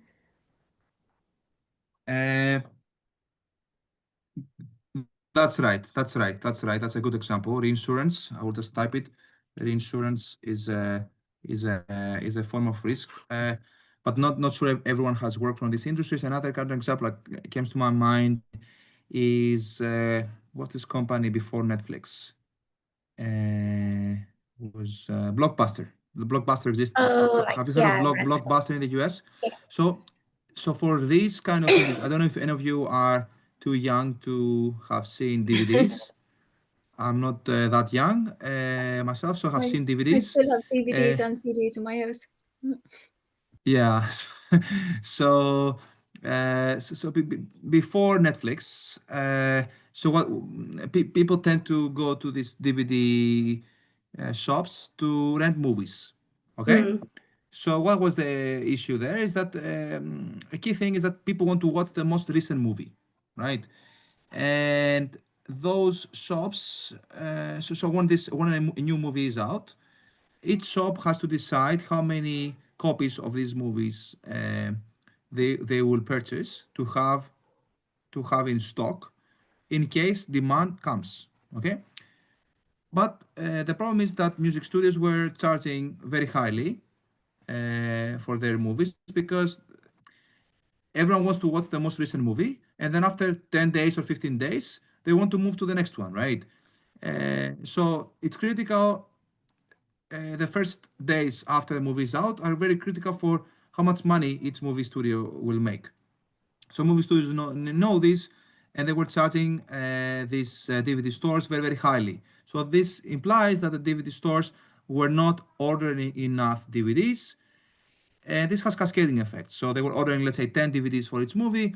Each customer would be going there and wouldn't be able to find any of these DVDs. They would be upset. They will go to another DVD store.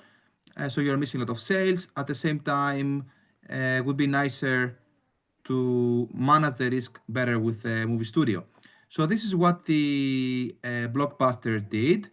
If I remember correctly, they were saying we will lower the risk, we lower the price of its DVD, but what was the deal actually?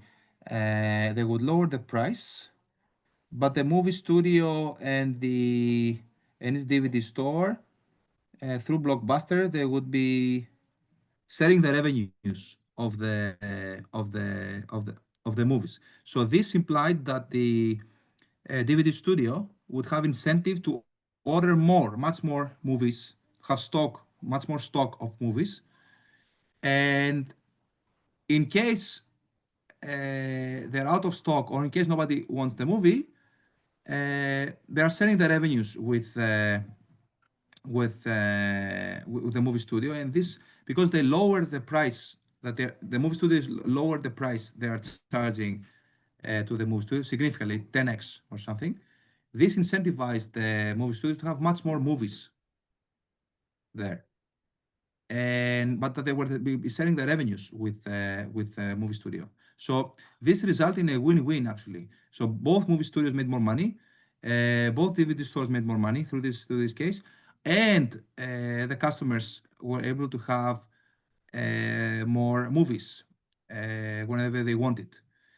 So they managed the uncertainty in a smarter way, and they managed the consequences of the uncertainty in a smarter way. So they were sharing the risk. So the two entities, movie studios and DVD stores, they were sharing the risk in a smarter way through Blockbuster. So that's why Blockbuster was so successful across the US and across other parts of the world initially.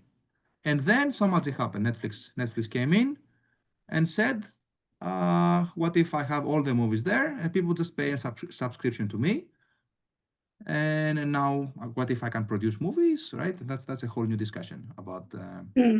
But it comes down to risk management because also teach supply chain stuff. So in supply chain, we see how we manage risk. But it's an interesting example to think about risk management. How do we mitigate the consequence of the risk, or how we mitigate the risk itself? So if this event happens, you know what? We don't deal with this. Perhaps our supplier deals with this. We call our supplier and we ask for more movies now, immediately. So if they don't have stock, if you don't have stock, you don't worry, because your supplier is supposed to respond here. Yeah. So that's something that you have in mind. Thank you. So avoiding risk is part of the response document. Transferring risk to someone else or retaining risk is another kind of response that you can do. Contingency planning is an alternative plan that will be used if possible unforeseen. So if a possible foreseen risk event actually occurs, a plan of action that will reduce or mitigate the negative impact or the negative consequences of a risk event. And risk of not having contingency plan, this is also risky. Of not having a contingency plan is risky because having no plan may slow managerial response. And of course, another psychological thing I want to mention here is that decisions made under pressure can potentially be very dangerous and very costly. If you are pressed on time, you make decisions versus not stressed, you make very, very different decisions. So that's why you need to have thought about this in advance. And you have risk response matrix.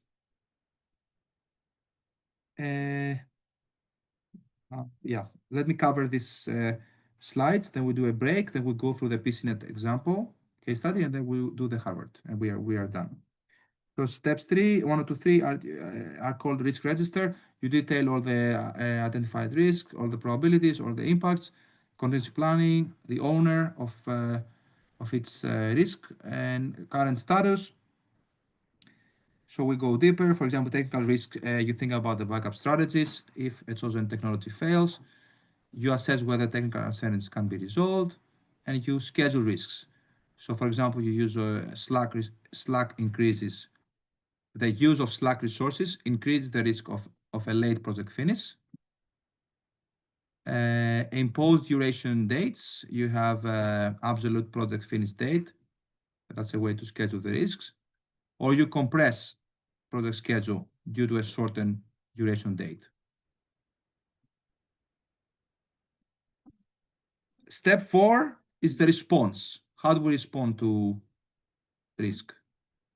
So it's called risk control. You execute the response strategy, you monitor the triggering events, and you initiate contingency planning, or you watch for new risks. So you have like kind of a step 2, 1, 2, 3, 4 kind of process. And here's where I would like to discuss the case. Perhaps a good time to take a 5 minutes break, and we're back with the final part for today. Any questions here on what is the risk, or why do we do it, or why do we care about this? No, thanks. No, sounds good. Thank you. Thank you. Thank you. Let's take a 5 minute break. I'll notify you in advance, like in a minute we're starting, and see you in a bit.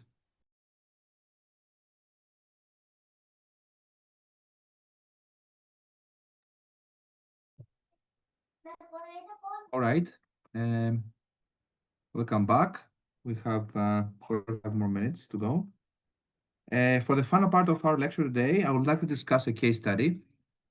So this case study is 100% real. There are no make-believes or make-up numbers there.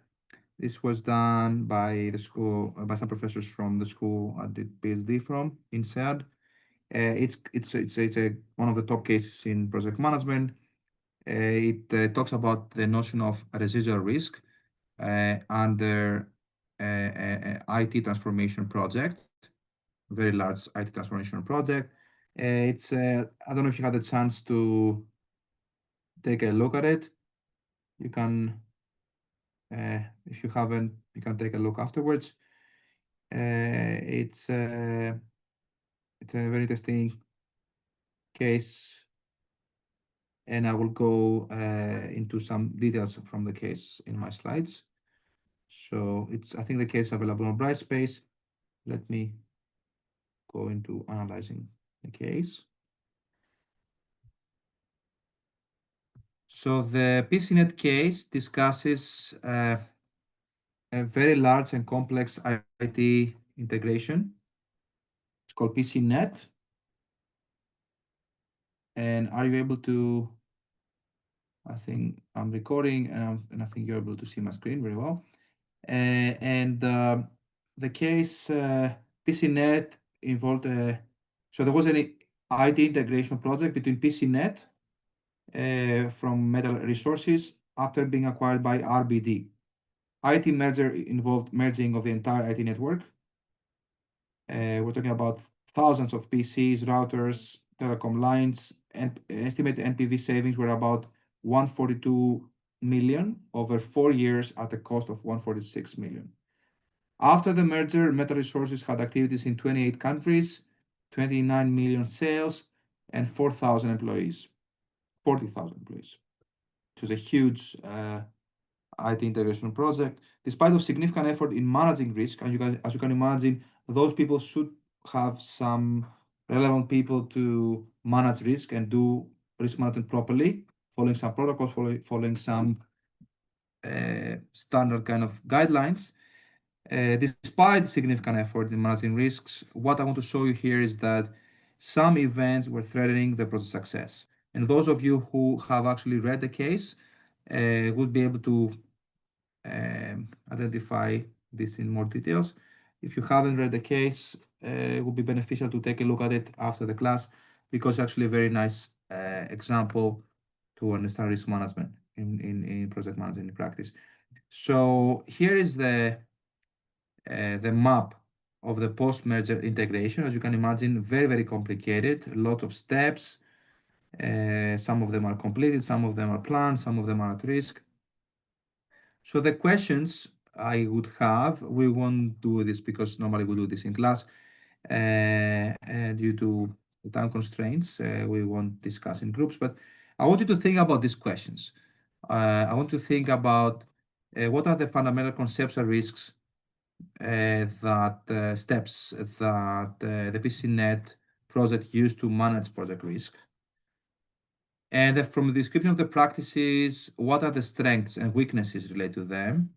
And then the bigger question is, why are unforeseen problems accumulating at the end of the case? Despite the efforts made by these professionals, project management office, to anticipate and contain them. The first question is actually designed to make you think through the fundamental purpose of the project risk management. So you need to think about the steps that I already described, actually. So this is related to the first question. The fundamental conceptual steps that PCNet project use to manage project risks. What are they? Who can enlighten us here? I just outlined them before, right? You should be able to guess. Are exactly the steps, risk identification. The first step, identify sources of risk, assess and prioritize those sources of risk. And then you have the response strategy. What do you do if this event occurs? And finally, I would say a very important step that the book is missing is the documentation and learning. So you need to build a historical database, current project database, post-project assessment, and archive update. Right?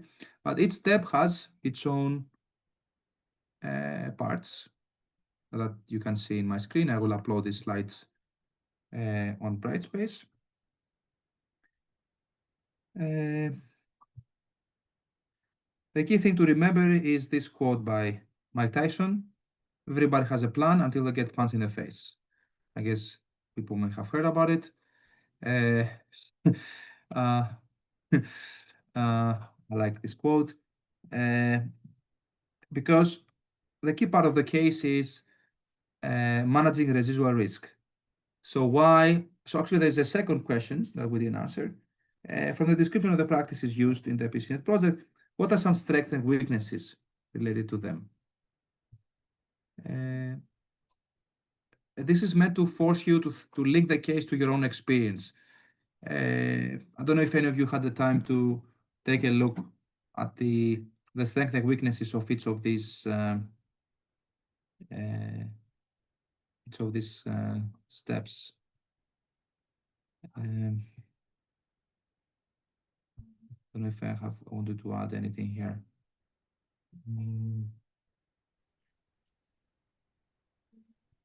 No, I think I was concerned by the project destiny to make sure I knew what I was doing there. So I'm outlining some of them in my slide here. You need to think about mitigation, you think about policy planning.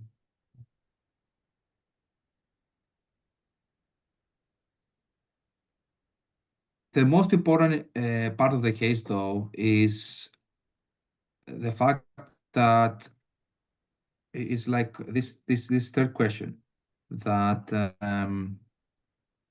leads one of the key insights of the case. The most important part of the case is that in complex projects, and most projects are very, very complex in practice, diligent risk planning must be complemented by a flexible response capability for residual risks.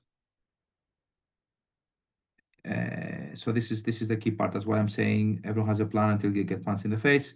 So the key part of the case, what I want to illustrate here is that no matter how much you plan, there's always a part of risk that is remaining. And we understand why this is going to even be possible, what can we do about it, etc., etc. So in spite of the thorough planning in the case, the residual risk began to plague the project, like sort of nagging problems that arose out of the sky. None of them were catastrophic in itself, but damaging nonetheless. So the residual risk is not necessarily a symptom of a management problem. That's what I want to emphasize here.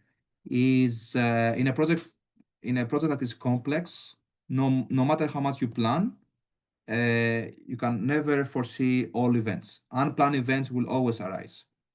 So a key capability that we need to build in our organizations is manage residual risk, remaining risks that are affecting our project.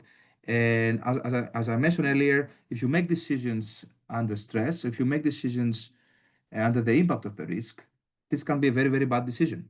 So the question is, how do we train ourselves to manage risks through workarounds, for example, and have this flexibility in our response. If necessary, the project risk management process needs to be repeated if unexpected events occur. So to deal with the residual risk, one of the key managers in the case, Max Smelling, built a formal structure called the Risk Management Office, the RMO, which will be complementing the Project Management Office, the PMO. The Project Management Office followed up on actions and reporting. The Risk Management Office focused on responding to deviations. So if we had deviations in our responses, in our integration, IT integration, how do we deal with these delays? It was a central control point in which all the teams were required to call at least once a day to report on progress and discuss all the problems that had arisen. So the benefits of the Risk Management Office are summarized, I would say, in the next slides. So you can have, it's a problem-solving resource. You have some technical experts who own from vendors technical and cultural change management. They are on site or on call. They mobilize the expertise to bring about or to plan a solution as quickly as possible.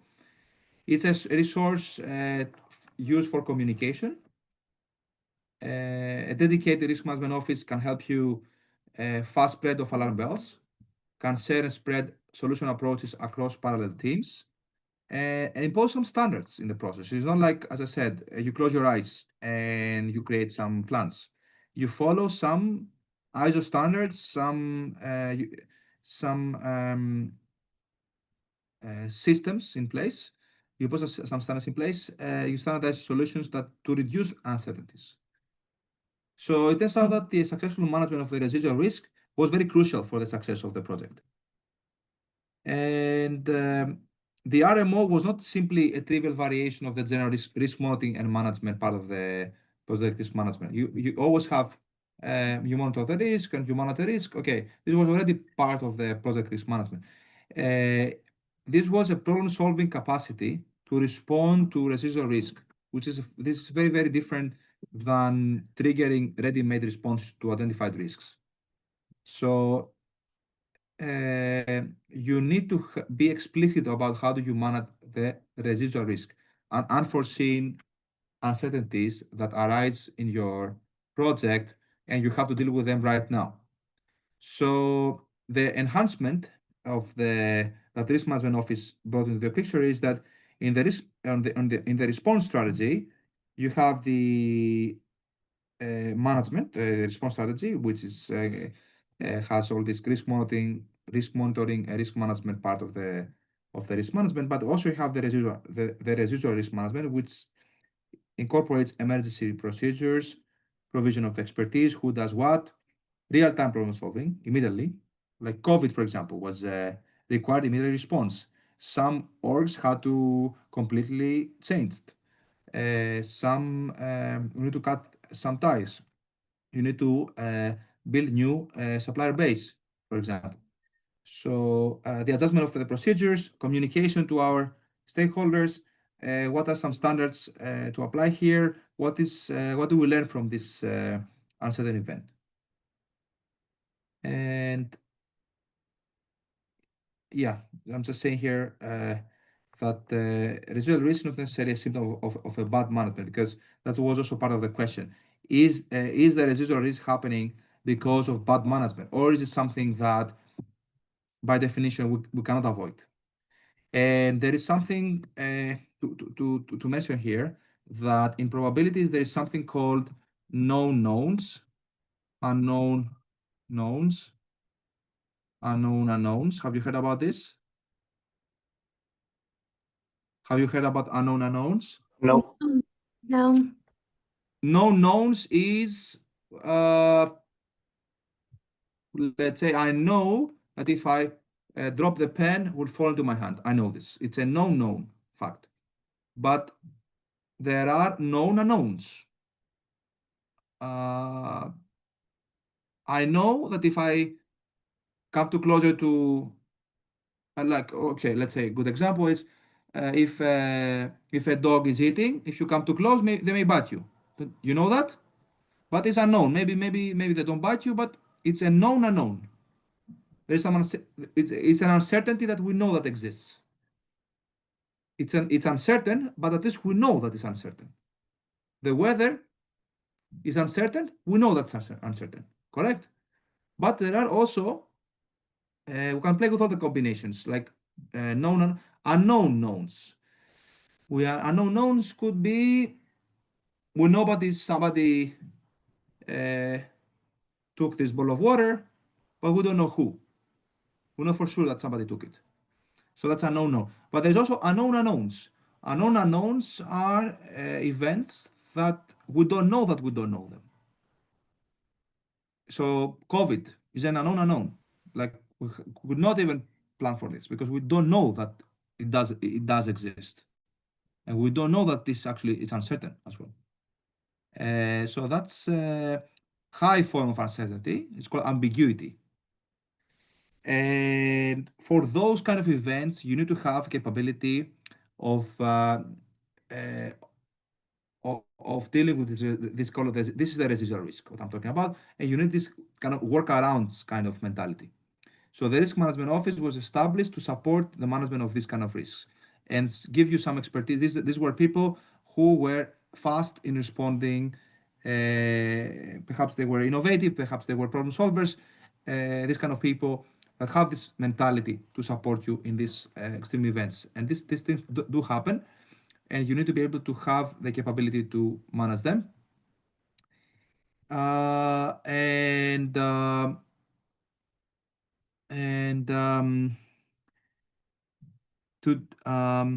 What else I want to mention here? Something interesting is the mindset of the PRM, of the project risk manager.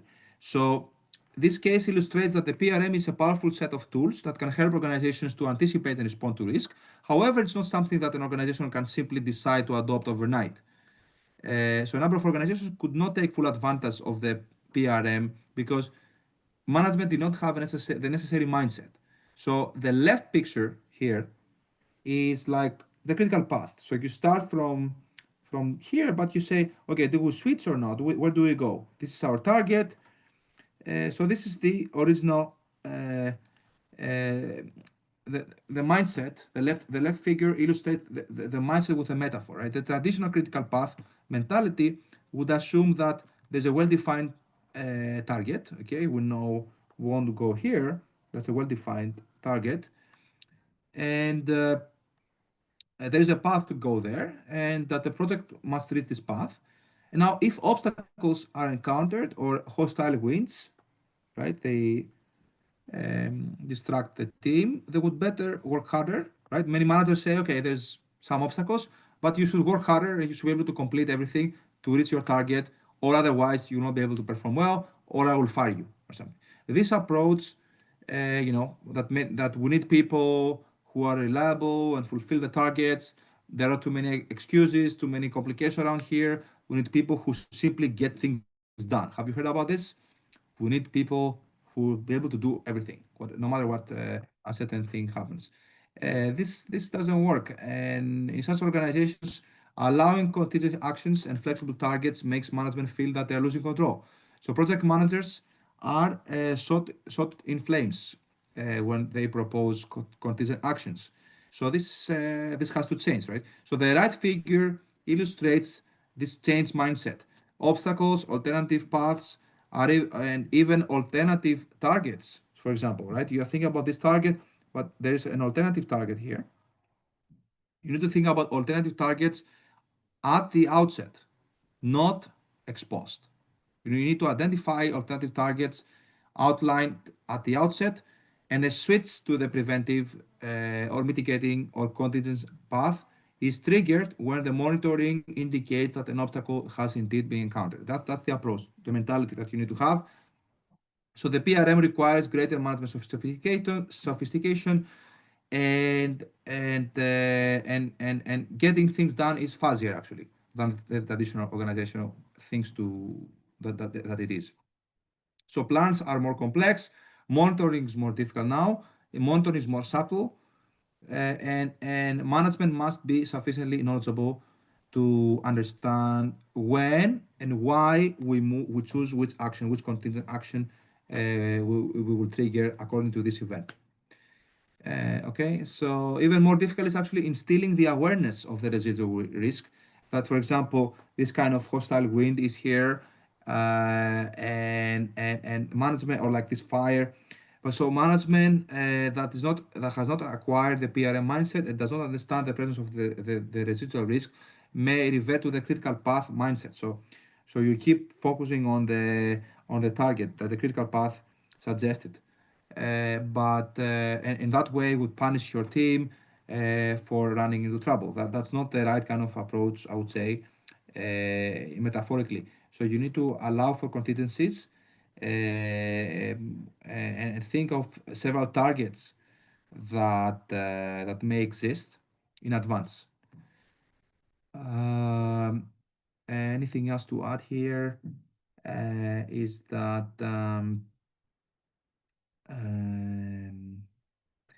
yeah, some organizations are building some buffers into their plans, like a private insurance against the user risks.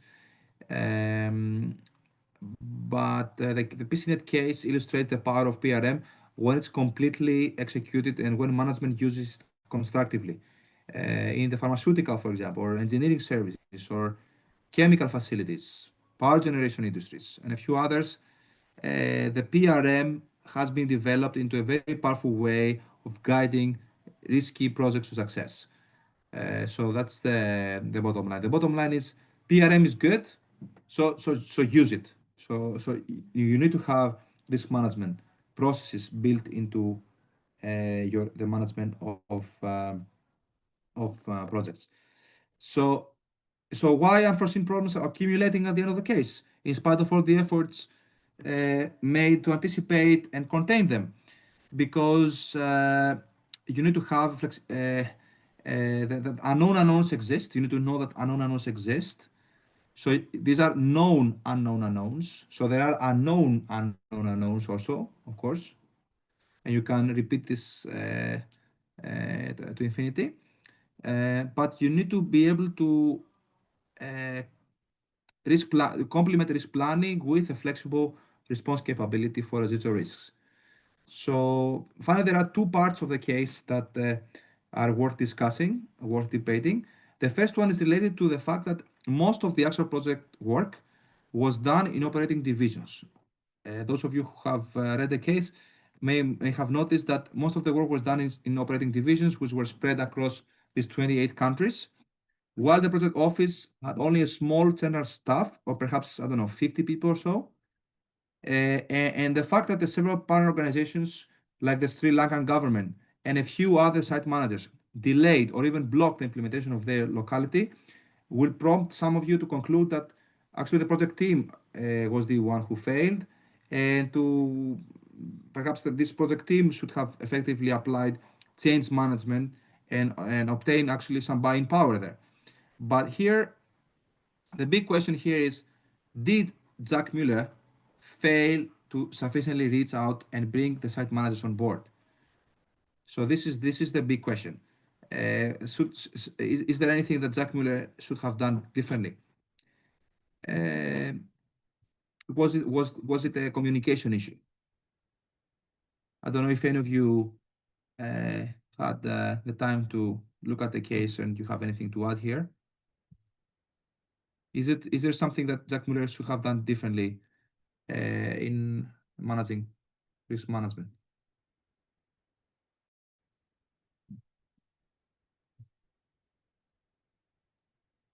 Sorry, there was a communication I didn't get a chance to read it. I'm sorry.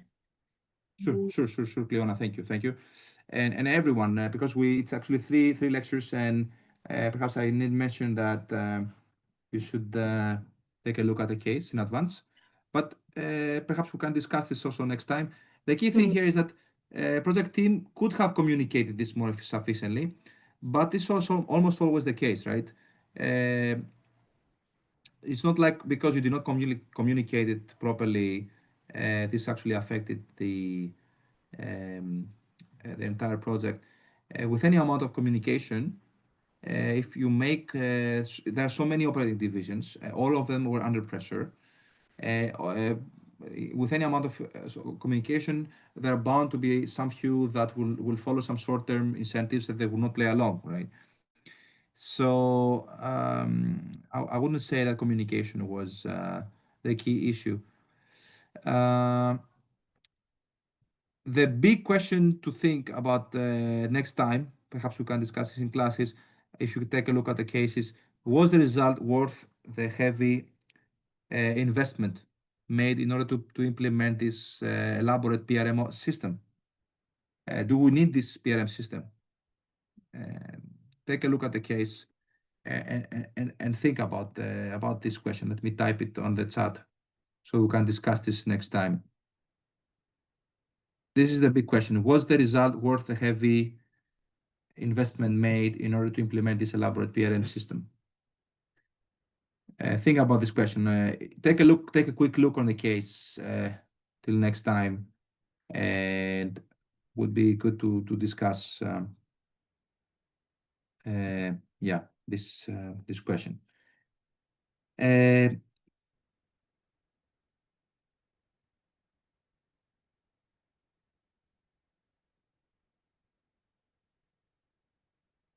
So the final part that I want to discuss here before we just check we have covered this slide. Okay, that's all I have about the risk management and the case study. It's a very rich setting. The case is a little bit complicated also, but it's a 100% real case. So there are no make-believes, there are no make-up numbers. And in reality, things are complex. But we're here to give you some guidelines and workarounds to think about, some frameworks to think about these complex settings. This is our role at UCD. And for the remaining part, for the next 15 minutes or so, I would like to share my screen and show you a little bit about the simulation. And I will ask you to play the simulation and to show you how you will play the simulation actually.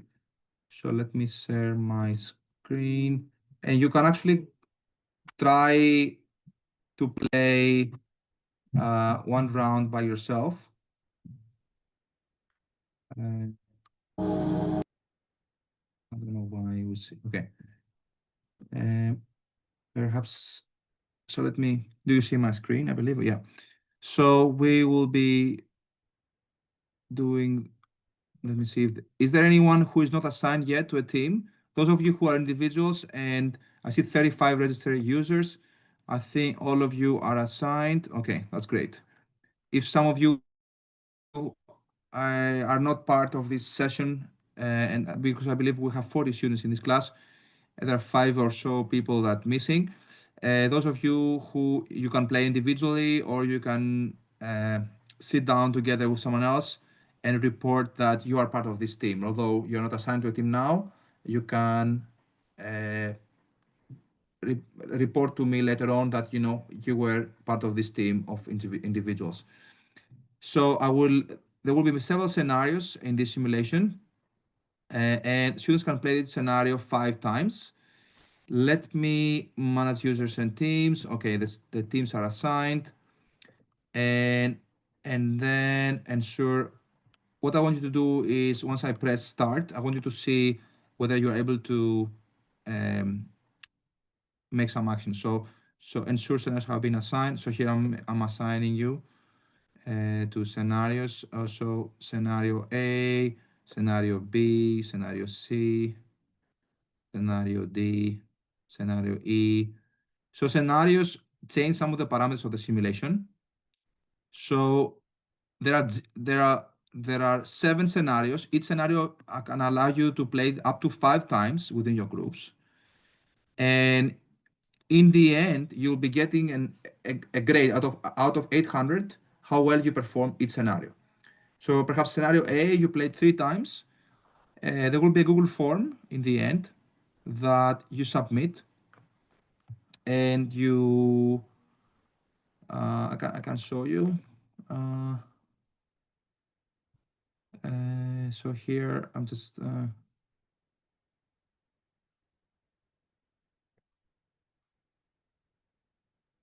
will be a Google form.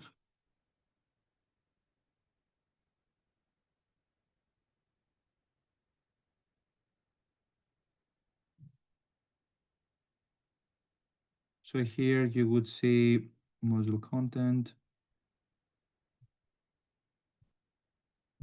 No, perhaps if you go to assessment, for the Harvard simulation,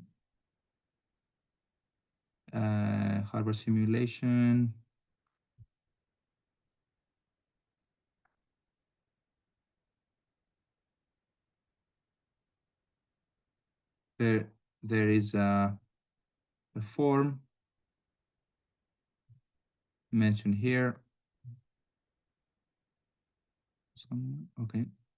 So at the very end for this assignment, right? So you need to click this Google form. Does every person do it, or just one person per group? One person per group, because you'll be Actually, no, every person must do it. Okay. Because I need to know who is in this group, because you tend to write the people in the group in different orders. Sure. You want to show that you change, you want to, no? So cancel, 1 second. Just want to show you there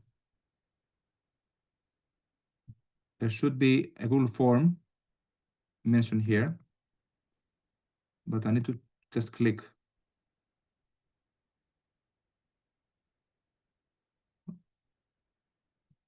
All right, that's it. Okay, so here just type BMGT2017D, your ID, your email, first name, last name, team composition, but all of you must respond to this Google form. And then here you report your maximum of your team's performance in each scenario. So for scenario A, let's say you played 3 times, all it matters is the maximum. So between 0 and 1,000. Just be a single number between 0 and 1,000. You do this for each of these scenarios, and that's it. You hit submit at the top, submit, and you're done. And one of your group members must submit this simulation. Okay?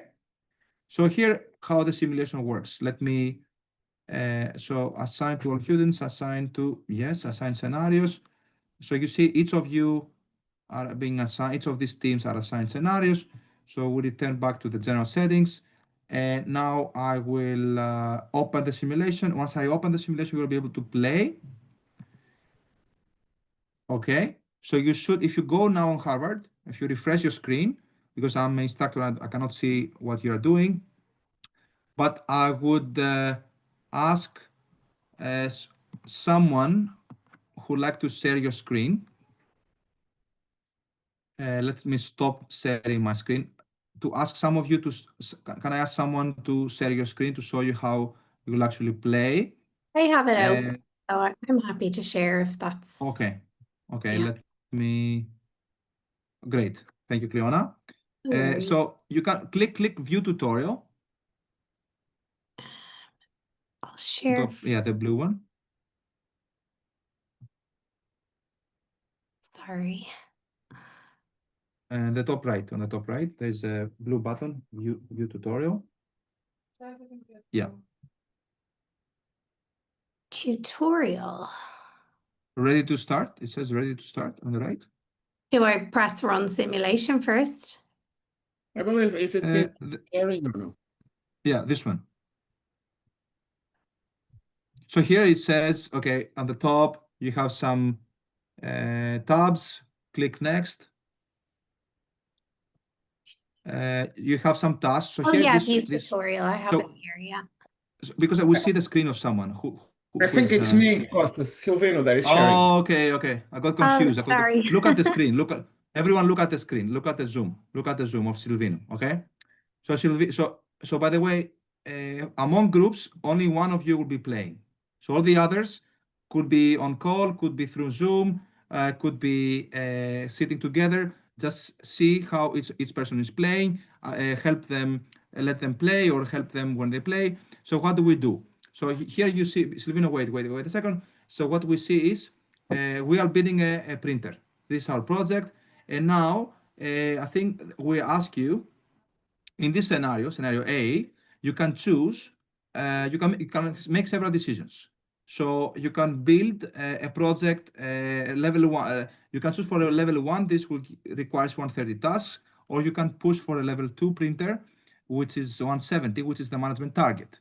Now, if you're exceeding the target, you're exceeding the target on the scope, I will reward you with 100 points, depending on the scenario. I think this is outlined somewhere. So level 2 is requires 170 tasks. Level 3, 185 tasks. Level 4, if you are ambitious, you can hit level 4, aiming for 200 tasks. But now for the complete the 200 tasks, would require a larger team, which is costly. So you need to balance between time, cost, and scope. These three constraints. And depending on how well you do in each of them, I will reward you and you get some points, which sums up to 1,000. This is how it works. So click next. So one decision is the scope. Click next. So here you see you choose your team size. So you add, you decide how many teams you should have. You go down a little bit, Silvino. The skill level. Do you want to have basic skill level? You want to have, yeah, view tutorial. Yeah, right. Go next. Yeah, next. I just click next scroll again. down. Yeah. So you choose your completion. Do you want to, you choose the target, you want to complete it in 18 weeks. The management target is actually 18 weeks. They ask you to complete it in 18 weeks. If you complete faster, you get some reward. If you complete slower, you get some penalty. And then you decide on, do you do one-to-one coaching? You do some meeting, go next. So you need to make decisions. And you can build prototypes. Costas, how are we being graded on this? Is it by how well we do on this, or is it about us writing about it, or how are we being graded on it? Yes. So for each scenario, you can play this up to 5 times. And in the end, you report the maximum of each scenario. Then I will take the average across scenarios. So for scenario A, the maximum. Scenario B, the maximum. Scenario C, the maximum. So you take the average of all these reported numbers, you'll get a number. Because this shows you, you make some decisions like a project manager, and it will give you some feedback. This simulation will give you some feedback. Do this more, do this better, and then you get a number in the end. So this will determine your performance. I need to see how, like the best performance will get an 8 or an A minus, and the rest will get a B. This is how. If you are if you do really bad, if you don't complete the assignment, you get an F. But otherwise, more often, like I would say, the lowest grade you can ever get perhaps is B minus or C. I don't know. If you do really bad, you may get a C. But more or less, everyone will get an A or B here. But yeah. So you click next, so you can build some prototypes. So here they give you some feedback. So for example, your target was 4, your target, you completed 18 weeks. So there's also a time component.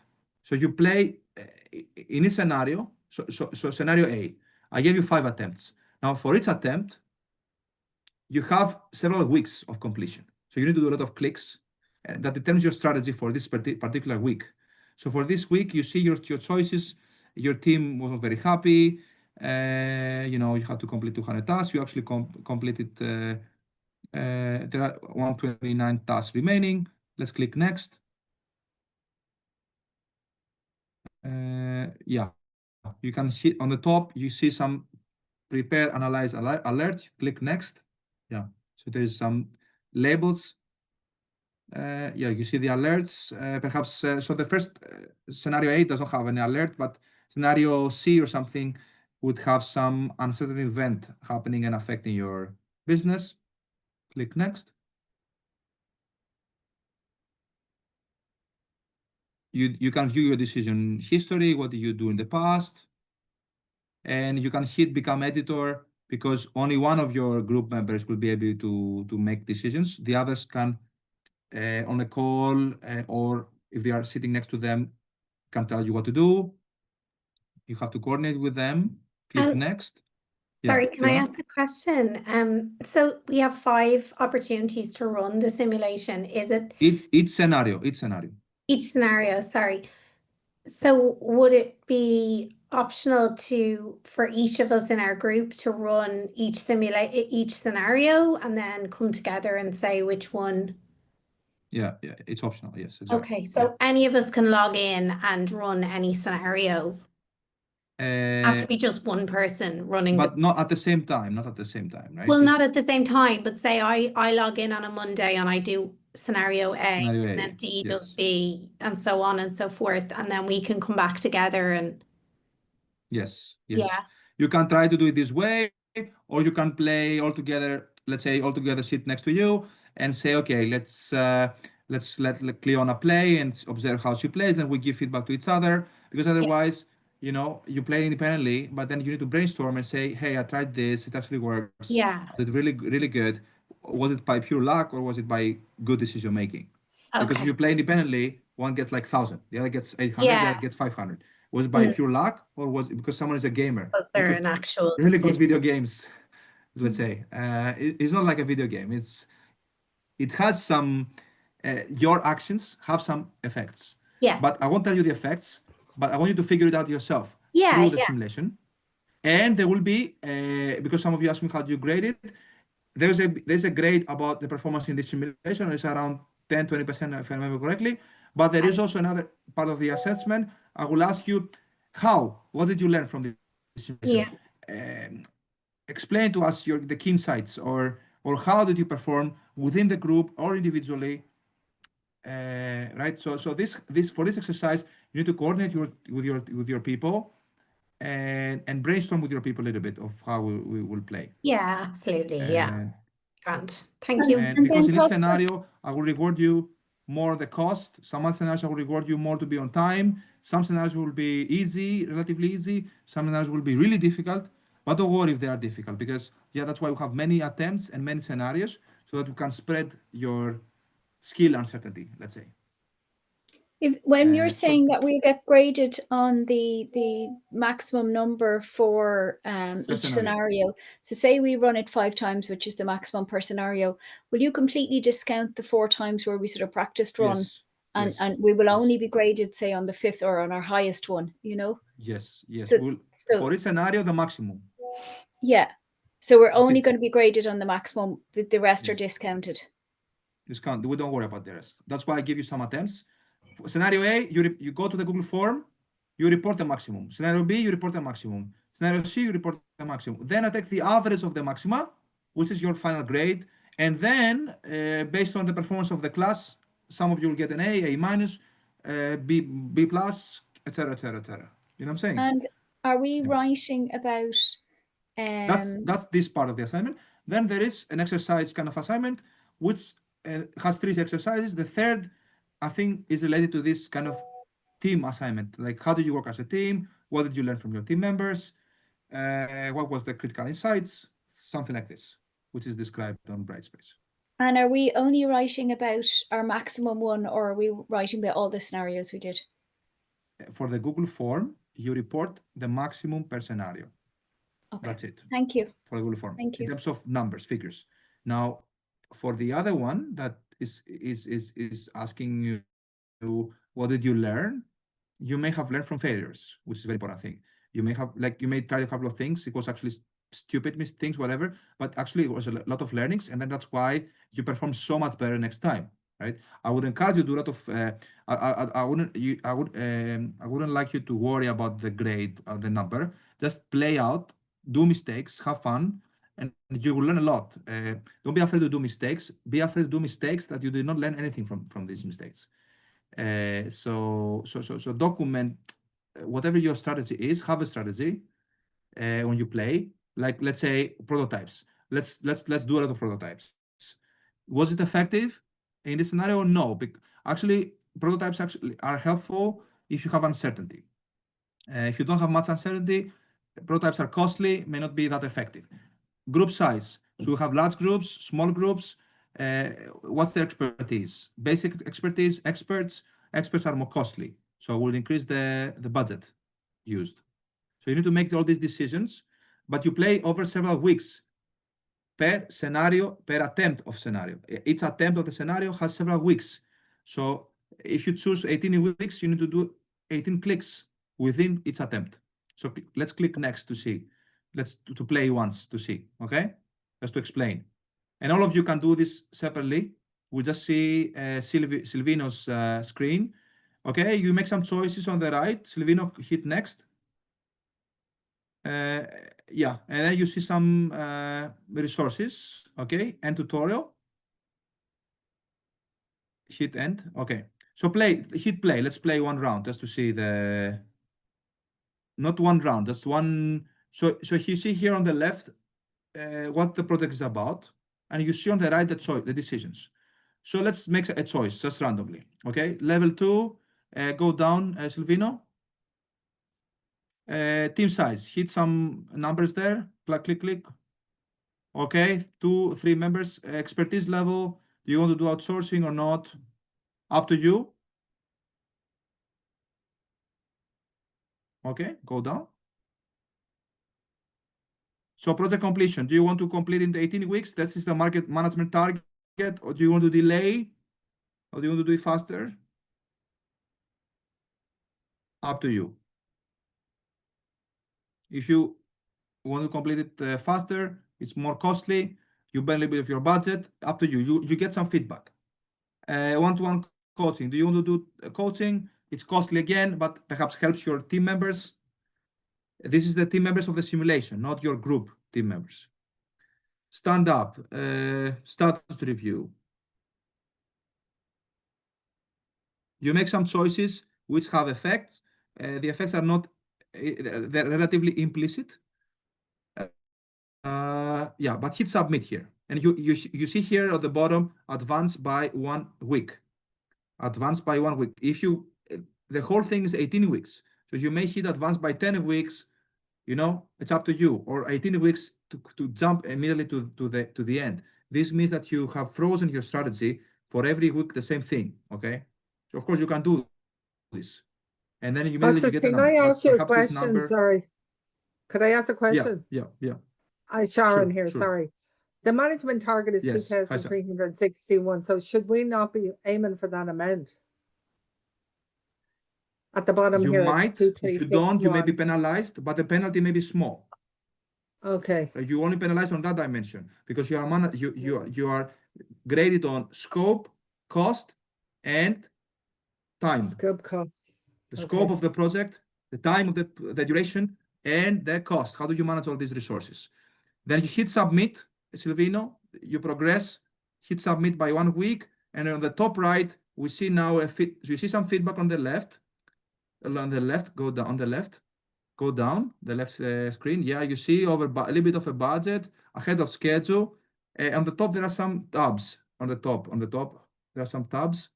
So project progress, resource. So use all this information. Resources, look at your resources. Yeah, you see, get some information here. Team progress, process. Look at your team process.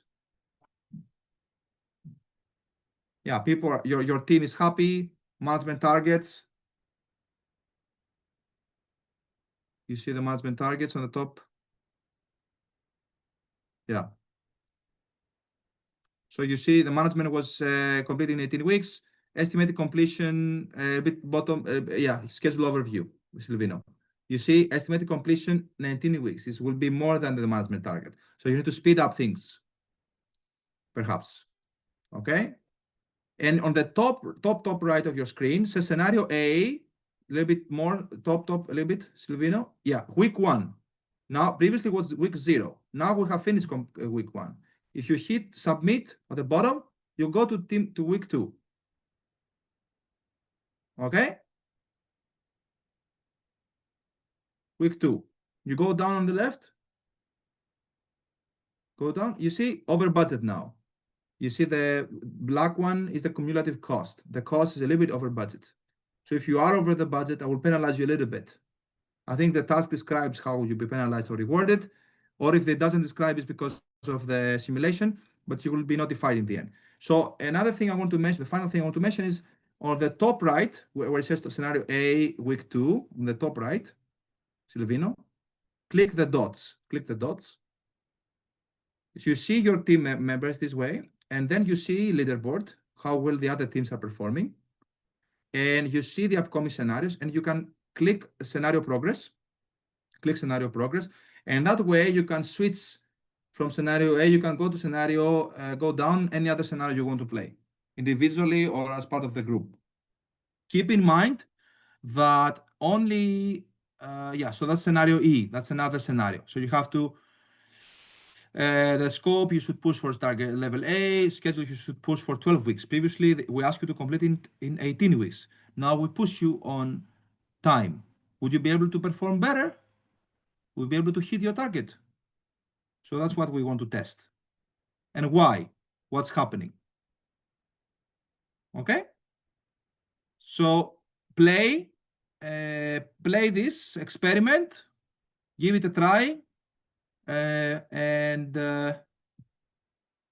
next time, which is our last session, we will. I think the deadline to submit the Google form is after our last session.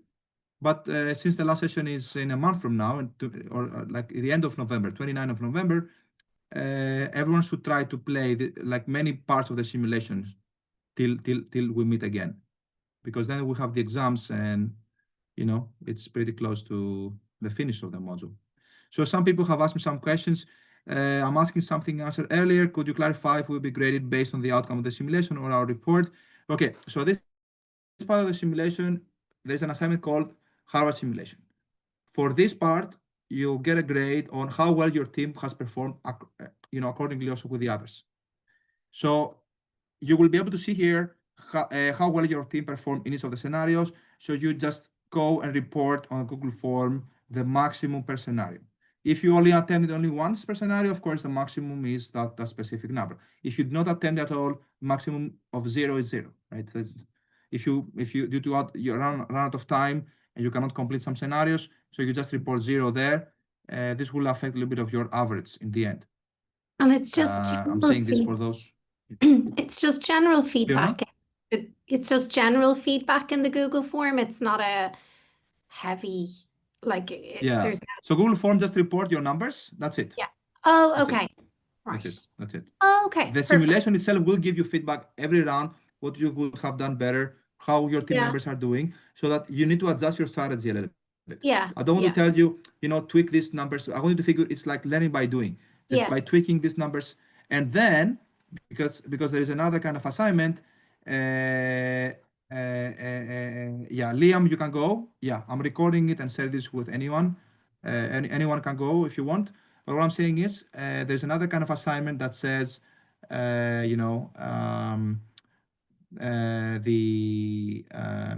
we'll ask you how well you perform as part of a team. What did you learn from the simulation, etc., etc., etc. Okay. So this is how we play the simulation. Do play. You have 5 attempts per scenario, but keep in mind only one of your team members can play at the same time. You cannot play at the same time with the others. Yeah. But figure out how you coordinate with your team members. It's up to you. Great. Thanks so much. This has been great. And Susanna, everyone can go. Susanna, please stay. You want to add? I cannot add Patricia now. I cannot add anyone, actually. I cannot add. If you are not added, just play individually, not individually. I mean, report to me later on. We were teams. I was part of the team with Susanna.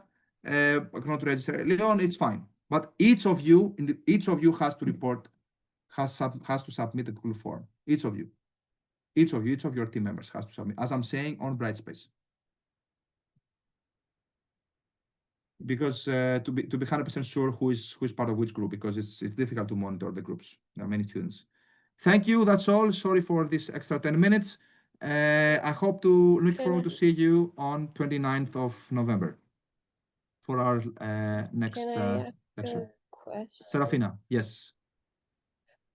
Yeah, sorry, Thank it's you. about the simulation. You said we have 5 attempts maximum. We're doing another one for another class, and after I think 5 attempts, it just says game over, or if you succeeded in the simulation. So in that sense, is it 5 per session or just like 5 in total? So once we reach the 5th attempt, then can we start again from like another set of like 1, 2, 3, and 5, if that makes sense? Yeah, so there are several scenarios. Each of them has, for each of them, you have 5 attempts. For each of them, you have 5 attempts. Now, per attempt, sorry, as you play the simulation, you have, I don't know, 18 weeks, 8 weeks, or 18 clicks you need to do. Like, let's say we play scenario A, attempt 1, and you make decisions. That's, you progress this by 1 week, by 1 week, by 1 week, or like 3 weeks, 5 weeks, whatever. You need to complete it by the project by 18 weeks. That's 1 attempt of scenario A. Then you have 7 scenarios you can play. For each scenario, 5 attempts as a group, not individually. As a group, I guess, yeah, as a group. Like, it's the same for everyone, actually. You'll be able to see your attempts on your dots on the top right. So once we reach like the total of 35 attempts, then that's it. We cannot do any more of that. That's it. Yeah. Each scenario you can do it only up to 5 times. You don't have to do all 5 times. Perhaps you can do 1 or 2 times. It's fine. But if you do more, it doesn't harm you, because the maximum does not go down by the number of attempts. The maximum is greater or equal than the Costas, can we sign 5 attempts? Can we sign? Sorry, the reason I'm asking is just in case we're not satisfied with like our simulation results. That's why I was asking if we had like further attempts. No, like 5 is already a lot, right? Normally I'll give you like 2, 3 attempts, but I gave you 5 just to be sure. You don't have to use all 5s. Normally people, like, after 2 or 3 attempts, because it also takes time. After 2 or 3 attempts, you are fine. You don't need to worry too much. There's some. It's like, I don't want you to become gamers and game the system. If you play it like so many times, then it looks like addiction. Thank you. Thanks. Thanks, Robin. Sorry, 5 attempts per scenario. Ian, yes. Are these slides on Brightspace? I'll post them now. Okay, thank you. I think you've answered my question, but we can't sign into it individually and go practice by ourselves, no?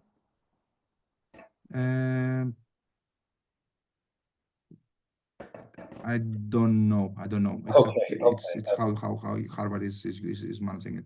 But you should be part of a group. I know that. I mean, if I went and had a good old look around and played it, and then went in with my group, and with that kind of I was teaching myself, and then I went in and knew how to wouldn't waste our tries. But anyway, it's. I think you would. I think you would. If you try 1 attempt, this would affect your group attempts. Yeah. Right. Okay. Thank you. Yeah. If you are assigned as a group. If you are not assigned as a group, you should not do this. Have no way to control it.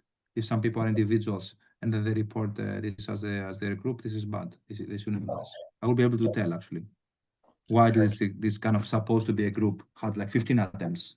This is bad.